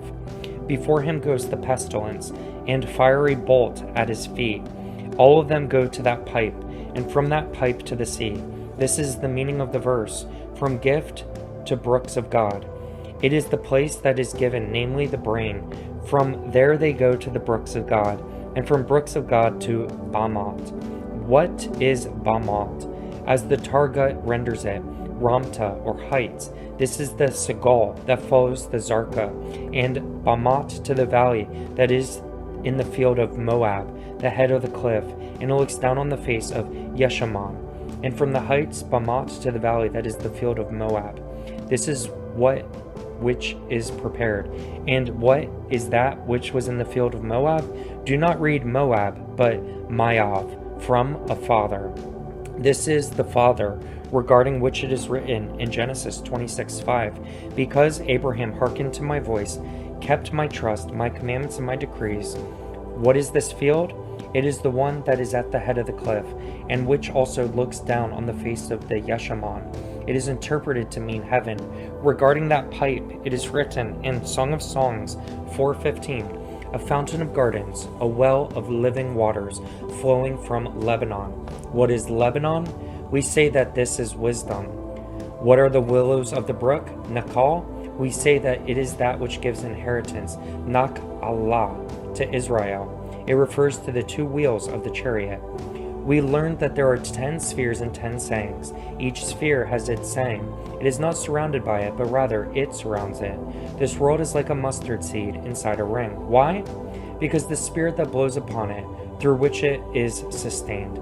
If this spirit were to be interrupted for even a moment, the world would be annihilated. There are 3 spheres in this world. How? This world inclines to the north and to the south. North, west, south. Northwest is the first sphere that revolves around us. Do we then say that it is in the northwest? But we say that its strength is to the north. This is the left foot. Above it is the second sphere, which is entirely to the west. Do we then say that it is the west? But we say that its power is to the west. These are the victories of the world. Above it is the third sphere, and its power is to the southwest. What is the original power that you said was second? We say that this is the right foot. And what is the power that is to the southwest? This is the foundation of the world. Regarding this, it is written in Proverbs 10:25, the righteous is the foundation of the world. The second power stands behind the chariot, while the first power stands in front of it. The righteous, foundation of the world, is in the center. It emanates from the south of the world and is officer over the other 2. In its hands are also the souls of all living things. It is the life of the world. Whenever the world creation beria is used, it is done with it. Regarding it, it is written, Exodus 31:17, he rested and sold. This is the attribute of the Sabbath. Regarding this, it is written, Exodus 28, remember the Sabbath day and keep it holy. But it is also written in Deuteronomy 5:12, keep the Sabbath. This is the speaking of seventh attribute. Regarding this seventh attribute, it is written in Leviticus 19:30, my Sabbaths you shall keep, my sanctuaries you shall fear. What is the seventh attribute? This is the Blessed Holy One, and it is the attribute of goodness. Why is it written, my Sabbaths you shall keep, rather than my Sabbath? What is this like? A king had a beautiful bride, and every week she would set aside a day to be with him. The king also had beautiful beloved sons. He said to them, since this is the situation, you should also rejoice on the day of my joy, for it is for your sake that I strive, and you also respect me. What is the reason that it is said remember and also keep? Remember, zakor, refers to the male, zakar, keep, shamor, refers to the bride. Why is it connected to, and my sanctuary you shall fear? This is because my sanctuary is holy. Why? Because I am God who makes you holy from every side. Why do we say, on all that he created is the life of worlds? Why do we not say, on all that you created? But we bless the Holy One who grants his wisdom to this life of worlds it then provides for all. What is the reason that we say, who made us holy with his commandments and commanded us? Why do we not say that you made us holy with your commandments and you commanded us? This teaches us that all commandments are included in the life of worlds. Because of his love for us, he gave us the commandments in order that they should make us holy and allow us to be worthy. Why? Because when we are in this world, we can become worthy of the world to come, which is great. In its hands is the treasure of soul. When Israel is good, these souls are worthy of emerging and coming to this world, but if they are not good, they do not emerge. We therefore say, the Son of David will not come until all souls in the body are completed. What is the meaning of all the souls in the body? We say that this refers to all the souls in man's body. New ones will be worthy of emerging. The Son of David will then come. He will be able to be born, since his soul will emerge among the other new souls. What is this like? A king had an army, and he sent them much bread to eat. They were so lazy that they did not take care of what they did not eat. The bread therefore became moldy and went to waste. The king investigated to find out if they had what to eat, and to see if they had eaten what he sent them. He found that the bread had become moldy, and they were ashamed to ask for new bread. How could they tell the king, we did not care for it properly, but now we need more? The king also became angry. He took the moldy bread and ordered that it be dried and rectified as much as possible. He swore to the men, I will not give you any more bread until you eat all the moldy bread. He then returned the bread to them. What did they do? They divided it up, and each one took his portion. They diligently took their portion, placed it in the air, taking care of it and keeping it in good condition to eat. The other one took it and ate it lustfully. He ate what he could and laid the rest aside, not taking care of it since he had given it up. It spoiled even more and became so moldy that he couldn't even eat it at all. He then starved to death. He was then blamed for the sin of his body. Why did you kill yourself? Is it not enough that you ruined the bread the first time? But I returned it to you, and you ruined it yet again. You ruined your portion because you were too lazy to take care of it. And not only that, but you have killed yourself. The soldier then replied, But my lord, what could I have done? He answered, You should have been able to take care of it. And if you claim that you were not able to, you should have watched your friends and neighbors with whom you shared the bread. You should have seen what they did and how they took care of it, and you should have kept it like they did. They also interrogated him. Why did you kill yourself? Is it not enough that you ruined the bread? But why did you also go ahead and kill the matter of your body? You shortened the days of your life. You caused it. It may have been possible that you could have had a good son. He could have saved you and healed the damage that you and others did. Your suffering will therefore be increased on all sides. He became confused and replied, What could I have done when I did not have any bread? With what could I have sustained myself? They answered, If you would have stricken and worked in Torah, you would have not replied foolishly and brazenly like this. Because of your reply, it is obvious that you have not worked or striven in the Torah. It is written in Deuteronomy 8:3, For not by bread alone does man live, but from all that emanates from God's mouth does man live. You should have searched and probed and asked, What is it through which man lives? What is this which emanates from God's mouth? From here they said, An idiot cannot be pious. If a person does not act with kindness, hased, toward himself, he cannot be called pious, hased. How can one do a kindness to his master? By studying the Torah. All study of Torah is deed of kindness towards one's master. It is thus written in Deuteronomy 33:26. He rides the heavens with your help. God says, when you study Torah for its own sake, then you help me and I can ride the heavens. Then his pride is in the skies. Shech Akim. What is this Shech Akim? We say that it is the innermost chamber. The Targum thus renders it. His word is in the heaven of heavens. Therefore, not by bread alone does man live, but from all that emanates from God's mouth does man live. However, the fool answers brazenly. Abandon this brazenness and do not reply in this manner. He is therefore punished. What is his punishment? We have already discussed it. What is the meaning of the verse in Job 15:2? Should a wise man answer knowledge of spirit? What is knowledge of spirit? This is the knowledge that is close to the spirit. Regarding this, it is written in Isaiah 11:2, And there will rest upon him a spirit of God, a spirit of wisdom and understanding. Binah and Chokmah. Wisdom is first, and then comes understanding. And in understanding is counsel, strength, knowledge, and fear of God. But you told us that counsel is deeds of kindness, and that understanding is the attribute of kindness. Knowledge is truth. Knowledge is therefore that with which one recognizes the truth. The fear of God is the treasury of the Torah. This is like I say, but one is above the other. Rabbi Akiba thus said, With whatever God created, he created its counterpart. It is thus written in Ecclesiastes 7:14. Also, one opposite the other has God made. What is the treasury of the Torah? It is that regarding which it is written in Isaiah 33:6. The fear of God is his treasury. A person must first be God-fearing, and then he can study Torah. This is like a person who comes to buy date honey, but does not bring a vessel in which to carry it. He says, I will carry it in my bosom.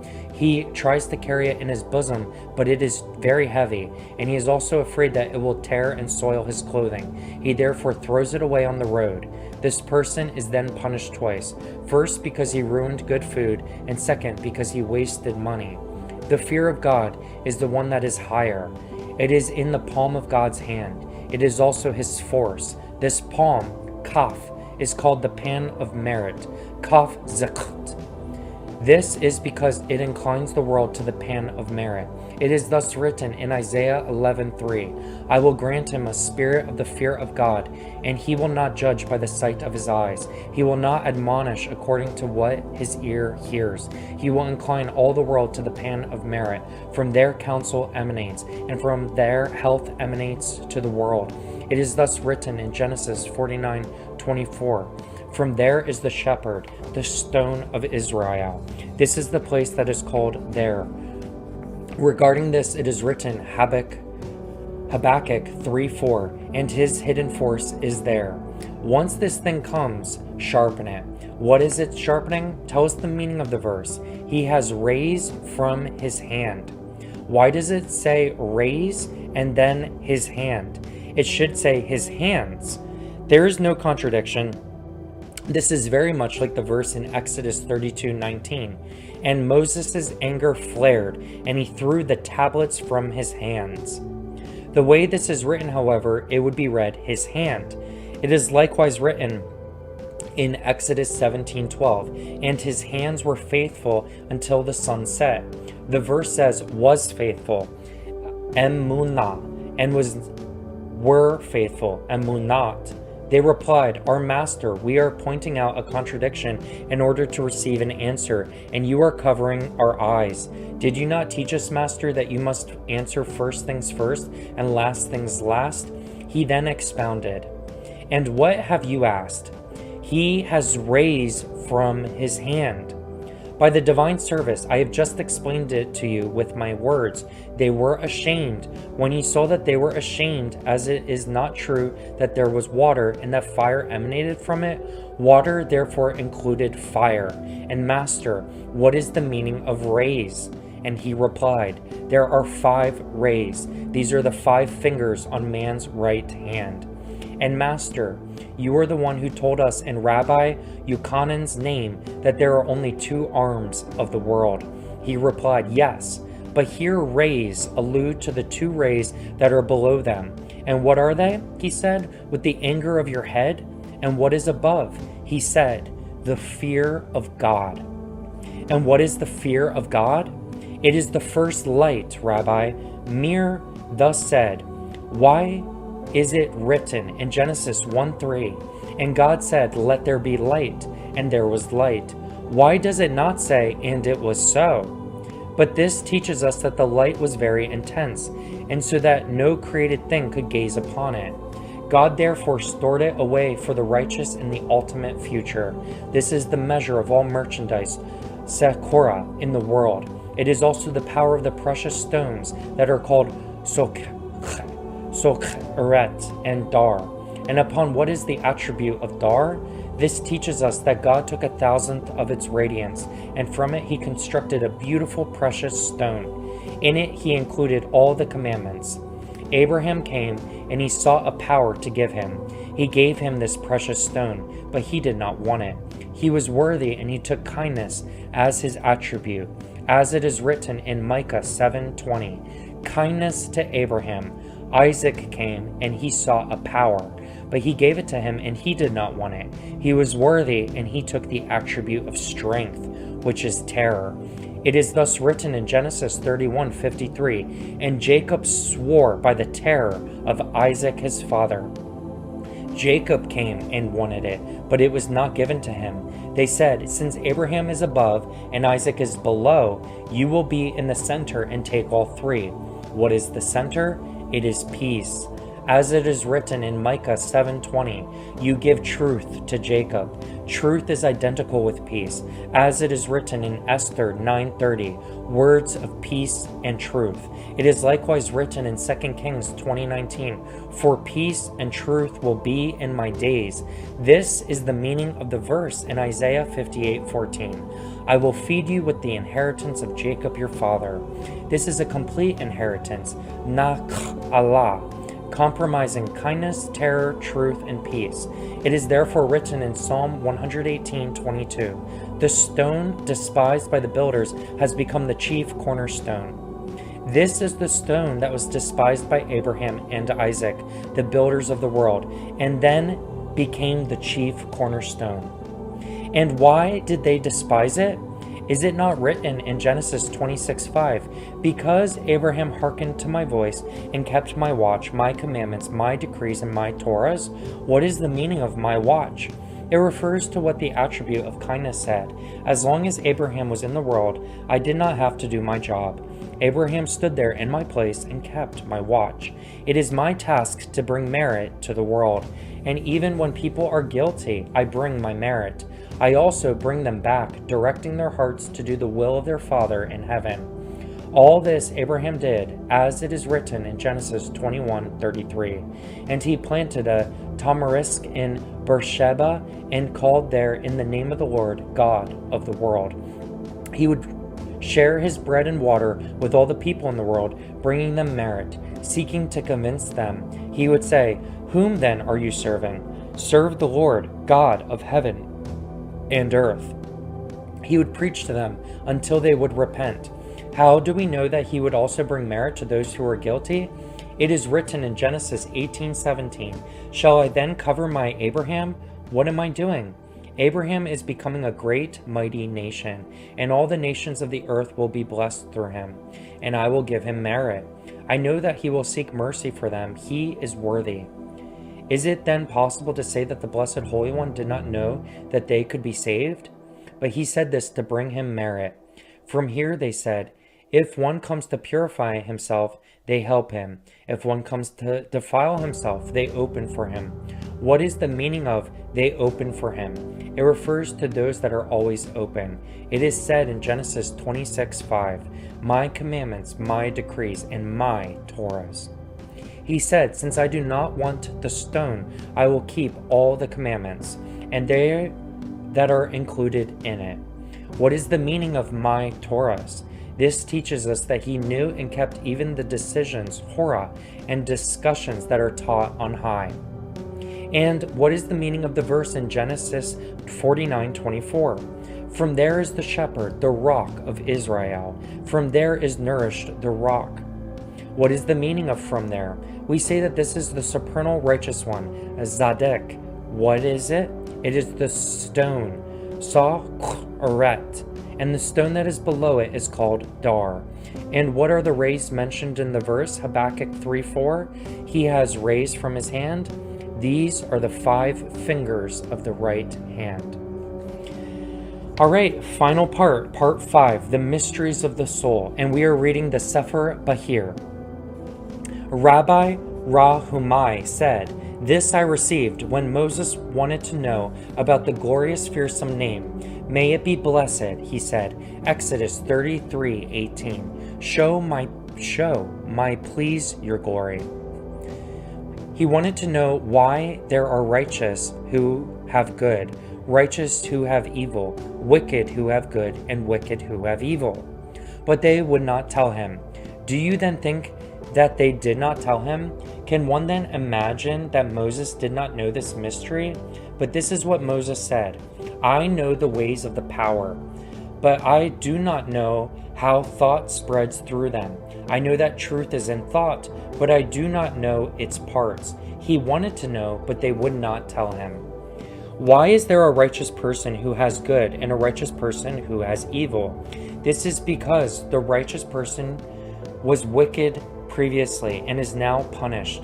And is one then punished for his childhood deeds? Did not Rabbi Simon say that in the tribunal on high, no punishment is meted out until one is 20 years or older?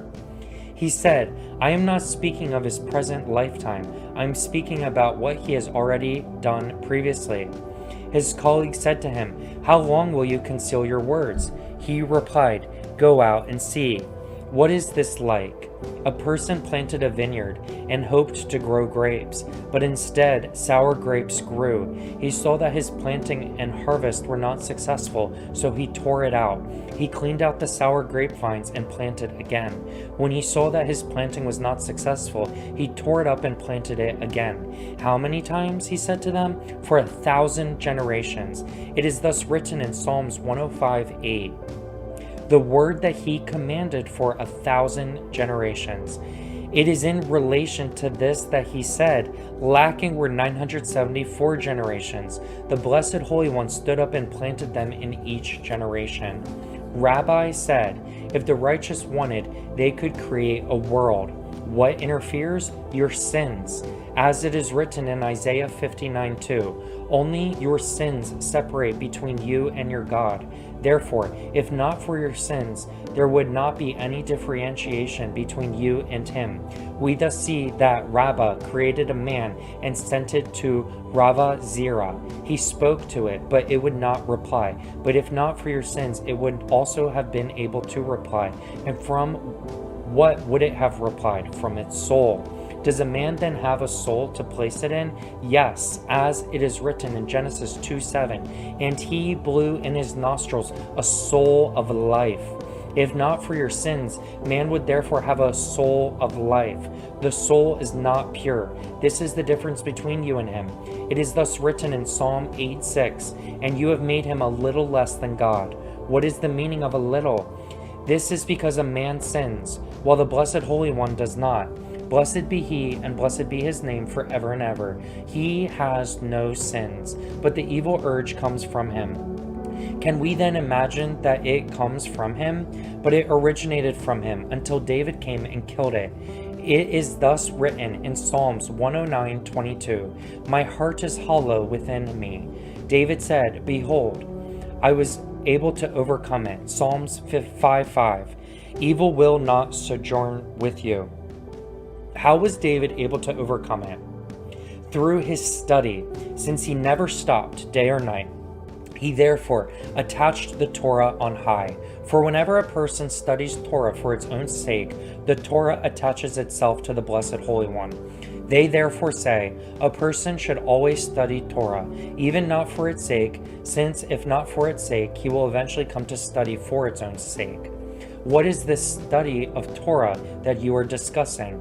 It is the bride who is adorned and crowned, and who is included in the commandments. It is the treasury of the Torah. It is the betrothed of the Blessed Holy One, as it is written in Deuteronomy 33:4.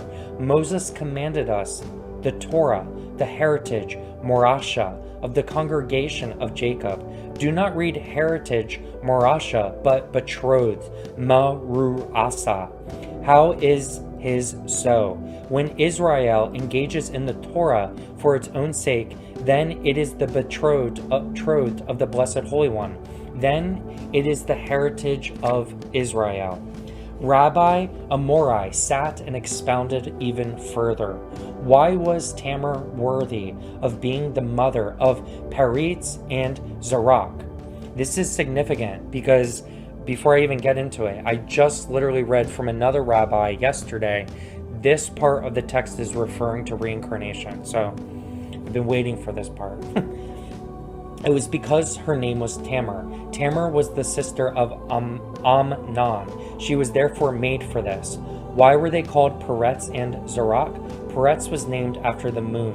The moon breaks out Peretz at times and will be built up in the future. Zerach was named after the sun, which always shines. Zerach in the same manner. But Peretz was the firstborn. Is then the sun not greater than the moon? This is no difficulty, as it is written in Genesis 38:28. One put out a hand. It is thus written in Genesis 38:30.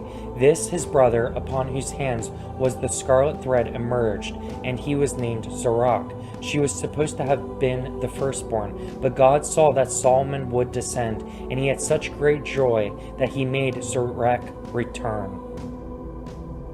There we go. Why was she called Tamar and not any other name? Because she was female. Can we then say that she was female? But it is because she included both male and female. For every date palm includes both male and female. How is this? The frond, lulav, is male. The fruit is male on the outside and female on the inside. And how? The seed of the date has a split like a woman. Paralleling it is the power of the moon above. The Blessed Holy One created Adam, male and female. As it is written in Genesis 1:27, male and female he created them. Is it then possible to say this? Is it then not written in Genesis 1:27, and God created man in his image, in the image of God he created him? It is only then later written in Genesis 2:18, I will make him a helper opposite him. And Genesis 2:21, and he took one of his ribs and closed the flesh under it. But we must say that the Torah uses formed, yatzar, made, asa, and created, bara. When the soul was made, the word made is used. Male and female, he created them. The word formed was used when the soul was combined with the body and the spirit was brought together. How do we know that forming means bringing together? It is written in Genesis 2:19, and the Lord God formed all the beasts of the field and all the flying things of the heaven, and he brought them to the man to see what he would call each thing. This explains the verse in Genesis 5:2. Male and female he created them. It is also written in Genesis 1:28, and God blessed them. The soul of the female comes from the female, and the soul of the male comes from the male. This is the reason why the serpent followed Eve. He said, her soul comes from the north, and I will therefore seduce her. And how did he seduce her? He had intercourse with her. His disciples asked, tell us how this took place. He replied, the wicked Samael made a bond with all the hosts on high against his master. This was because the Blessed Holy One said in Genesis 1:26, and let him rule over the fish of the sea and the flying things of heaven. Briefly, commentary. And I've been trying to get through this with the least amount of commentary. It's fascinating that these rabbis are mixing early Christian Gnostic themes into this Kabbalistic interpretation of the Hebrew tradition. Fascinating. I love it. Samael said, how can we cause him to sin and he be exiled from before God? He descended with all his host and sought a suitable companion on earth. And he finally found the serpent, which looked like a camel. And keep in mind, Samael means blind god. Which looked like a camel. Again, camel, gimel, camel. All right. The camel is the ship of the desert in ancient times. Also, the camel is the journey, gimel, from the crown of the tree of life, Kether, to Tiphereth. All right, I'll stop with the commentary. Keep reading. He descended with all his host and sought a suitable companion on earth. He finally found the serpent, which looked like a camel, and he rode on it. And then he went to the woman and said to her, Genesis 3:1.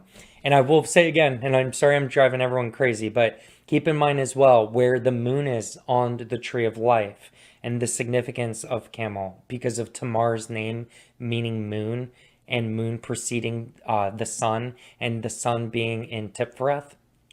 Anyways.